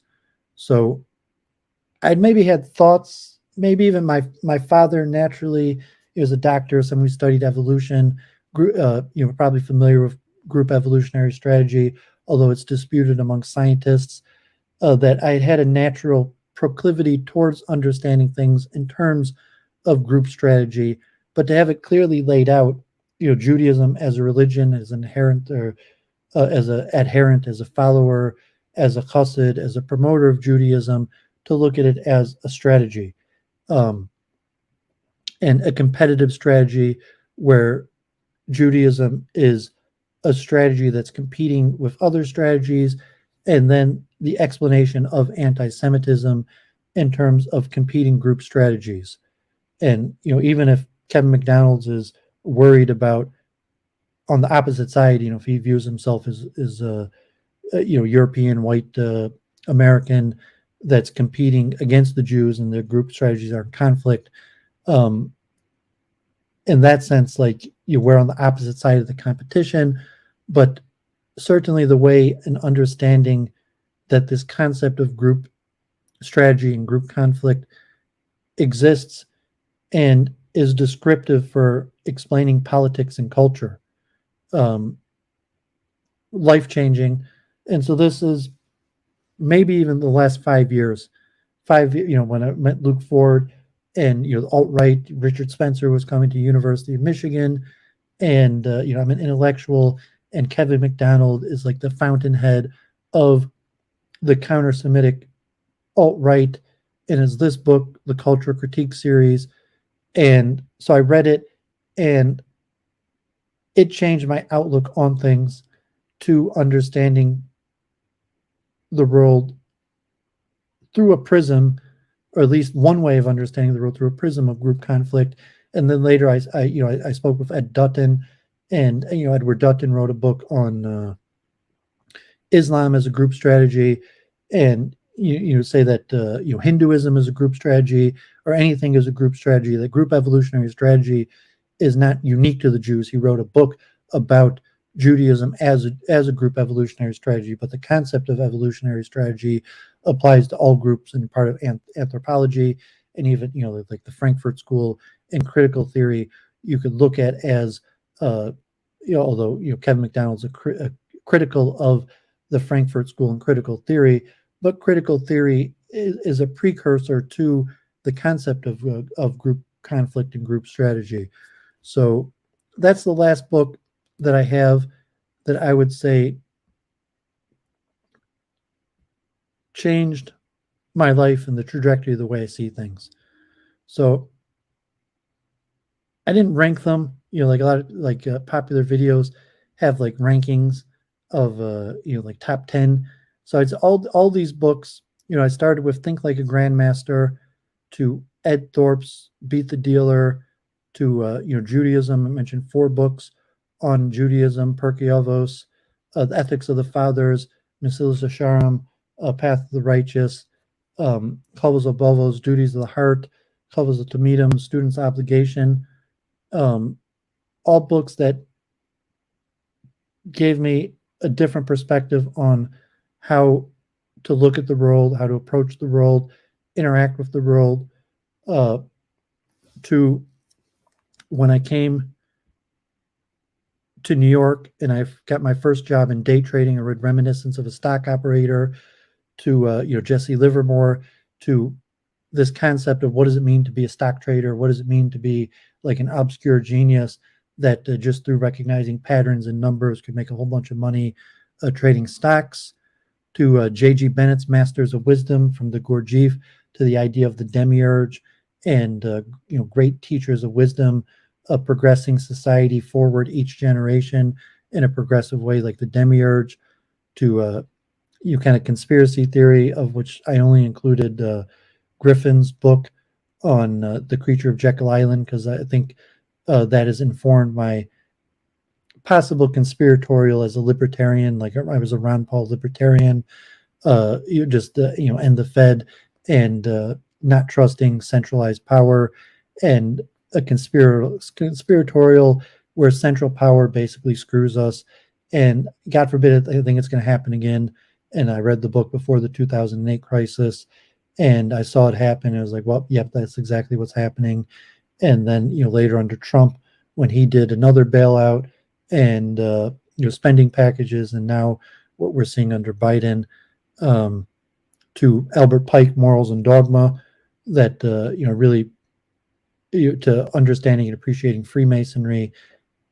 And it was Albert Pike's Morals and Dogma, to, so to say, my conversion to Hinduism and interest in ISKCON and Hare Krishna, which came through the book of Radhanath Swami and The Journey Home, to my arguing with counter-Semites and becoming a streamer, e-personality, a defender of the Jews online, which came from my reading of Kevin MacDonald's Culture of Critique series and understanding anti-Semitism through conflicting group strategy. And so that concludes my 13 books that changed my life. And so it was more autobiographical. It's not necessarily like these are great books. They just happen to be books that I read at the time very seriously and changed the course of my life, that my life definitely took a different turn, could have went in different directions. I said, like, from Think Like a Grandmaster, where chess was my main activity as a youth, and probably the most influential, or to sum it up in a book, would be Think Like a Grandmaster by Alexander Kotov. To I don't call myself a gambler, but I included Beat the Dealer and Edward Thorp, because that gave me an introduction to probabilistic thinking, and now even like Bayes and my thoughts on consciousness, and equity, and so just thinking about mathematics, and kind of the idea that through understanding mathematics and probability, you could give yourself a better outcome, which is kind of a progression on Think Like a Grandmaster and Kotov. That those books as a youth gave me kind of outlook in terms like math and science and beating the system, to when I went to Israel and turned my life over to, became a born again Jew. And, definitely I plan on covering many Jewish books. I could probably do multiple, series on, Jewish book recommendations. So if this is well received, or people in the comments want to talk about that,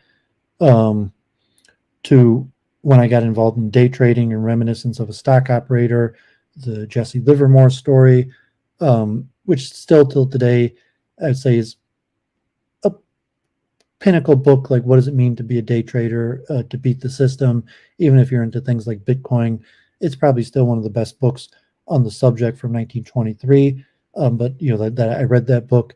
That was the only book that I had for training for day trading. I said I made a lot of money day trading only reading that book in Electronic Day Trader, without a formal education, economics, or anything, just having read A Reminiscence of a Stock Operator in the Electronic Day Trader.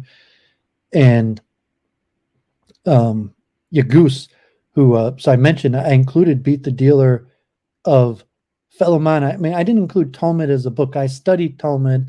Talmud influenced me, but it didn't like change my life in that way, in the way that those Jewish books changed my life. So Talmud study is part of my life. It's changed my life. But in order to study Talmud, like if I hadn't read Duties of the Heart or The Path of the Righteous or A Student's Obligation, I wouldn't have been able to study Talmud, because Talmud study is not as fun or interesting. It's more dry and legalistic. So I didn't say like the most important books, and I might do later books on the Talmud, but I'm saying books that changed my life, and saying the reason I dedicated years of my life to studying Talmud was because I read these other books.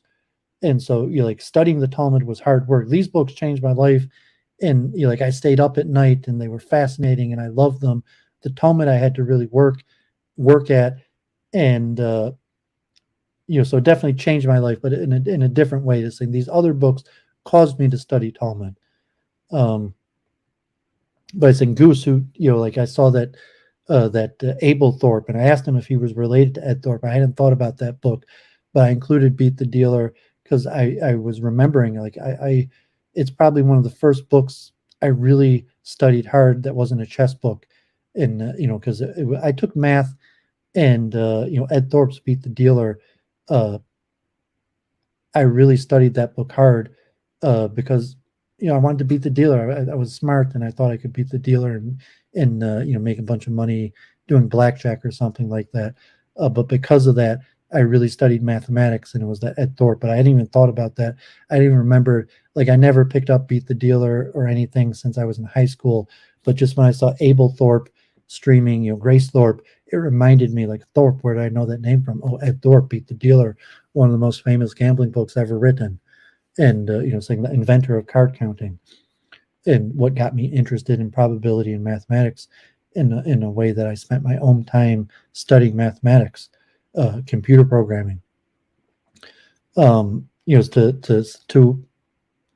general. So after day trading and started making money, I was all kinds of books, but it was more these non-Jewish spiritual books that changed my life. So I read like books on psychology and economics and all sorts, but the Gurdjieff books, I read the Madame Blavatsky books and other books, but it was the Gurdjieff book, specifically Bennett's Master of Wisdom, that really had an influence on me and taught me about the demiurge.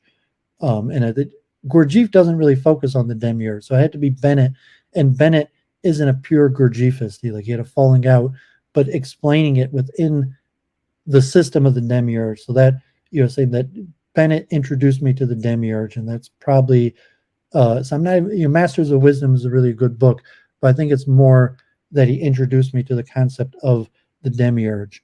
And interesting, Christopher Mandurkness, God forbid, talks about the demiurge a lot, and a lot of people like Kabbalah and Philo that you could understand Kabbalah through the demiurge also. But it was that Bennett book that introduced me to the concept of the demiurge. And then the Creature of Jekyll Island, God forbid, to understand the current U.S. economic system. I think it's a life-changing book. Like once you read how it's laid out in that book, there's no going back. Like you're conspiracist forever.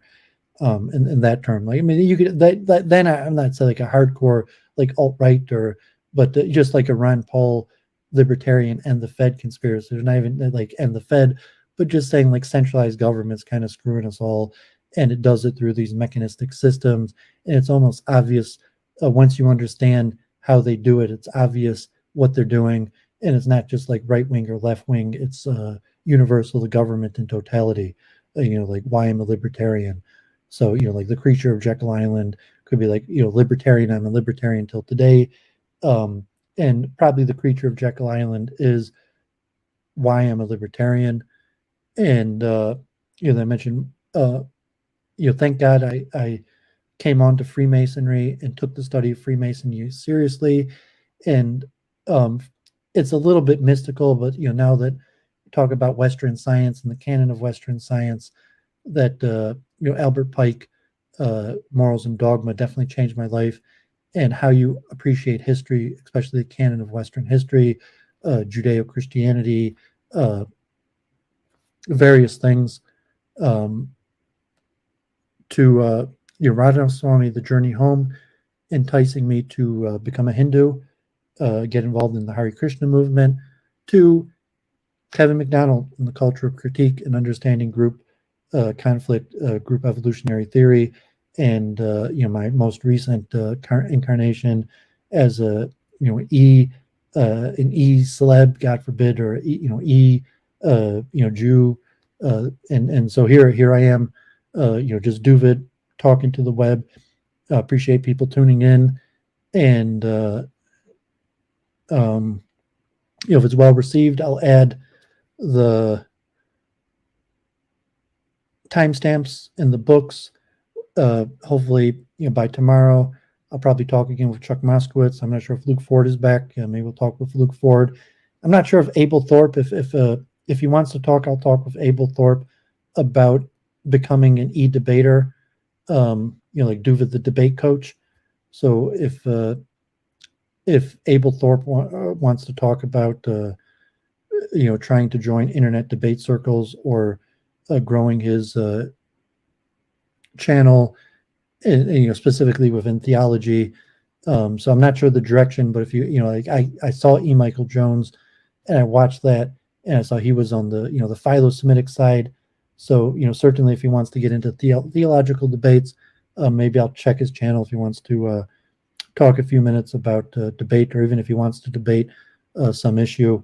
But I like the intellectual community, and if there's people interested, so there's, as I wrote in my multiple truth hypothesis essay, that there's multiple facets of my life that are compartmentalized that I don't share with many people. Like I just share with various communities. Like, okay, like I'm a Hindu and I share that with a lot of people, but I don't share multiple interests. Like I'm a Hindu and a chess player, a former stock trader, entrepreneurial businessman, a Hasidic Jew, and most of the people I only share a handful of interests with.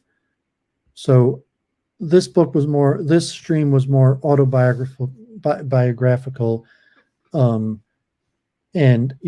thank God we can review. I saw that maybe next year me and Jennifer will meet. Maybe some of the people who watch Week in Review in Italy, Sicily.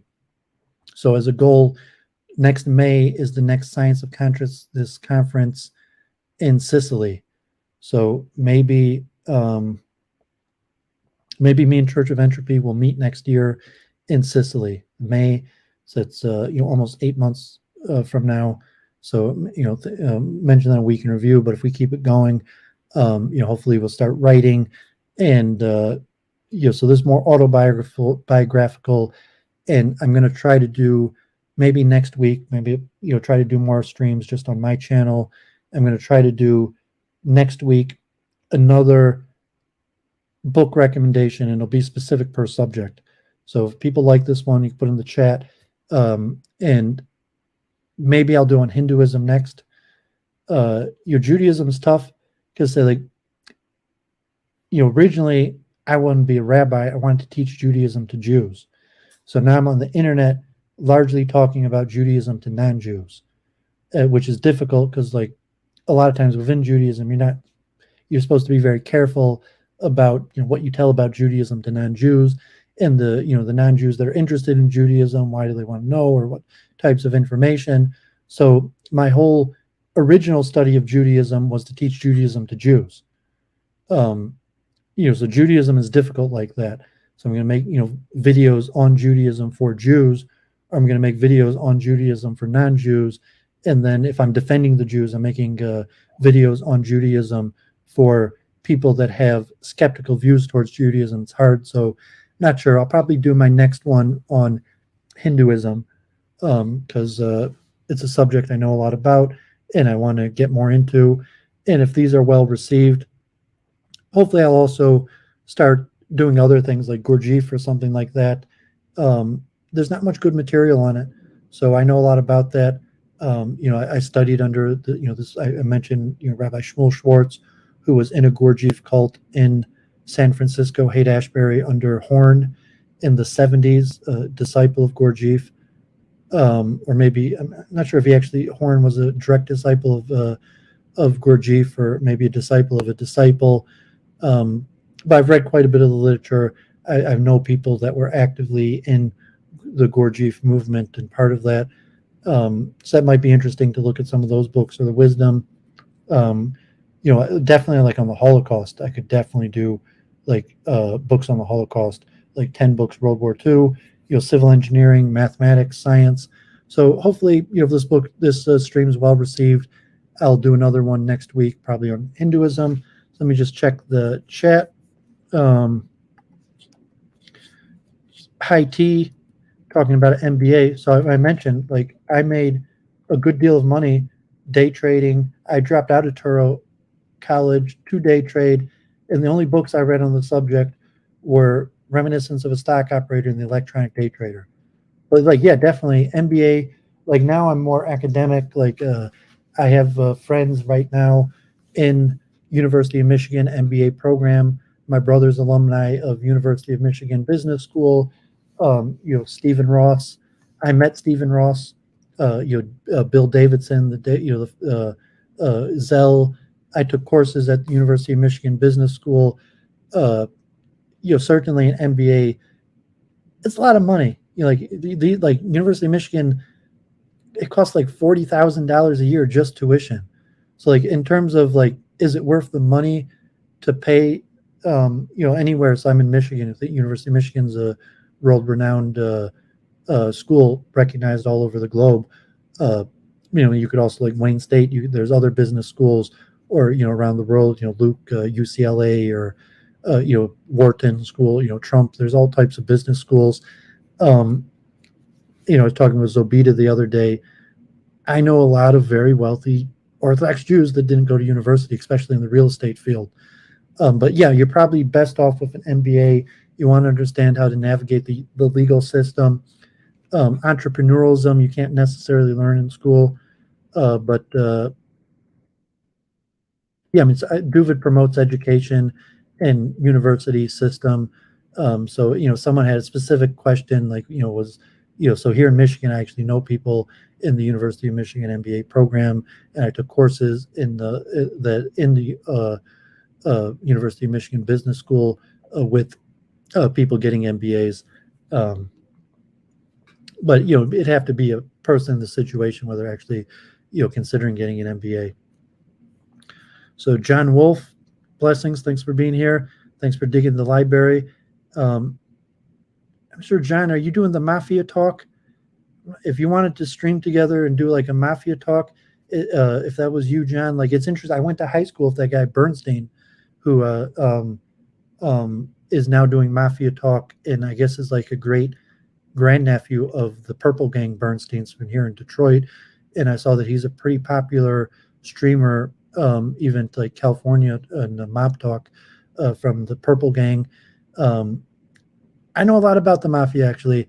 Like I told Luke Ford that becoming an Orthodox Jew in some ways is kind of like joining the mob, because the Orthodox Jewish community and the Mafia are very closely tied together. I'm going to say most Orthodox Jews don't have any connection to violence or the mob, but in terms of the communities, the Italian Mafia and really all the mafias in the Orthodox Jewish community are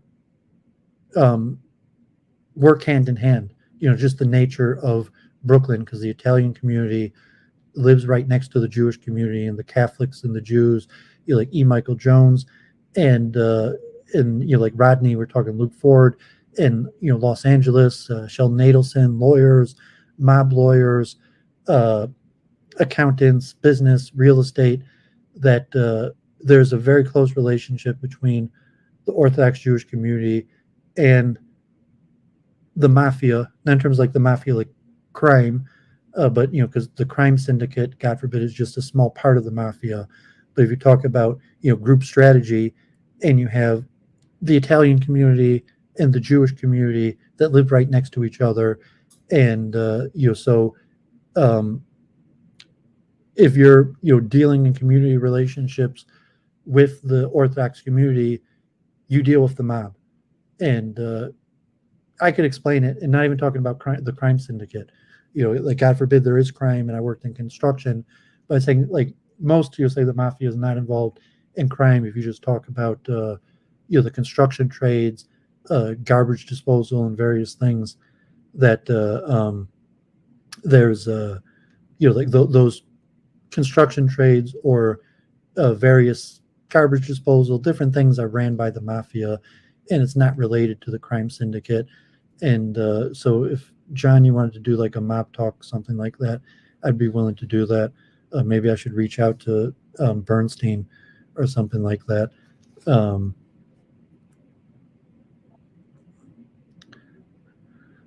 Lucid believes in omnipotent, omnipresent being, but have strong doubts about it being omnibenevolent. Yeah, I mean, that's the Epicurean trilemma, and Maimonides, and generally most of the Jewish scholars, like Harold Kushner's book "Why Do Bad Things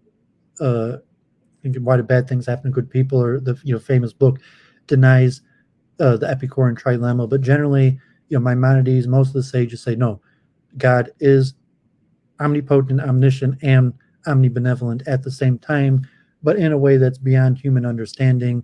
In like Leibniz and monadology, it's a complicated issue. It's one that I talk about. And I would like to talk about more specifically related to mostly Leibniz and the calculus and the best of all possible worlds. Ben Watkins, T-jump.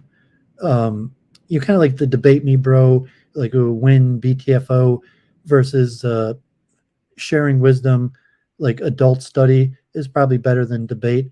So maybe I'll try to have Ben Watkins on my channel again, and we'll talk more about that within the Western canon, but mostly within the Jewish circles of the accepted sages.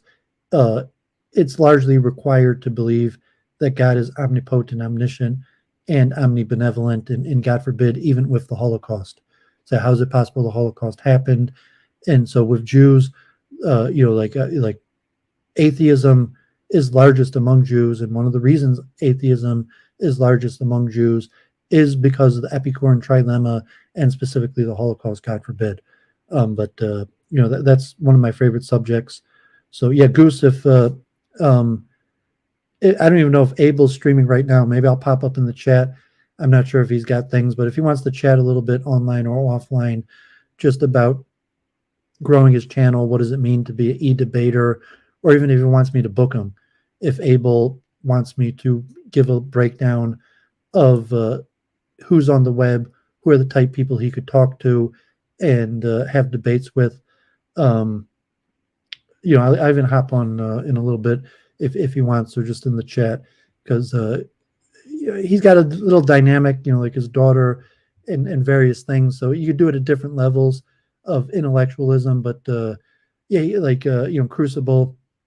I mean, I don't know how, I was kind of friendly and unfriendly with Andrew Wilson and the Crucible. I haven't been on the Crucible, modern day debate. Jennifer's a regular, but I'm in contact with Andrew Wilson. He's a tough guy to deal with, but also like Ben Watkins or Theology Unleashed and the T-jump, or there's more Christian, like even Catholics, that if he wanted to talk with Catholics, like I forget the Ben Watkins and the event he went to. But there's different channels, like Canadian, the Canadian Catholic guy, forget. If he wants to do e-debate, I would encourage that, and I would work together with him, help him grow his channel, or serve as a booking agent. So Samish, thanks for tuning in. Take care. If you want to help me out with my writing, I took myself off of Lee Chess, even though I had a lot of views. I was wasting too much time playing chess. I wanted to focus more. So I think I wasn't streaming because I was playing chess, and even though my blog had a lot of views on the chess server, I didn't think it was going anywhere. So I just took myself off the chess server. I'm going to stop playing chess and try to focus more on academics and writing. So the Jewish holidays are over. So me and Jennifer didn't stream that much, just 1 week out of the last month. So we should be back this Sunday. And I'm going to mention to Jennifer to make it as a goal that we will meet in person at the Science of Consciousness Conference 2013 in Sicily in May. And we'll see if that's possible, how expensive it is to to actually go. And if there's people in Week in Review, follow Week in Review, or into the Science of Consciousness conference, maybe we could even have like a little meetup in Sicily, Italy, at the Science of Consciousness conference in 2013. So with that, God bless. Thanks for tuning in. Leave comments. I'm going to try to make this a weekly thing. Next week will probably be Hinduism, and appreciate everybody tuning in. And I'll probably be in the chat, maybe in Thorp's in a little bit, if he wants to talk about debate. And I'm generally willing to work together with anybody. I'll give anybody a try. I'll talk with anybody. So, a lot of people reach out, God forbid, a disproportionate amount of counter-Semites have reached out to me. But that's not really what I want to do. I'm not really that interested in talking with like every counter-Semite. I'd rather talk about spiritual ideas or books, or, I listed a whole bunch of things from these books, Week in Review type concepts, but I'll talk with counter-Semites also if they want. I'll talk to anybody. And I appreciate people who tune in and take an active role in the chat or comment section. So God bless. Have a great night.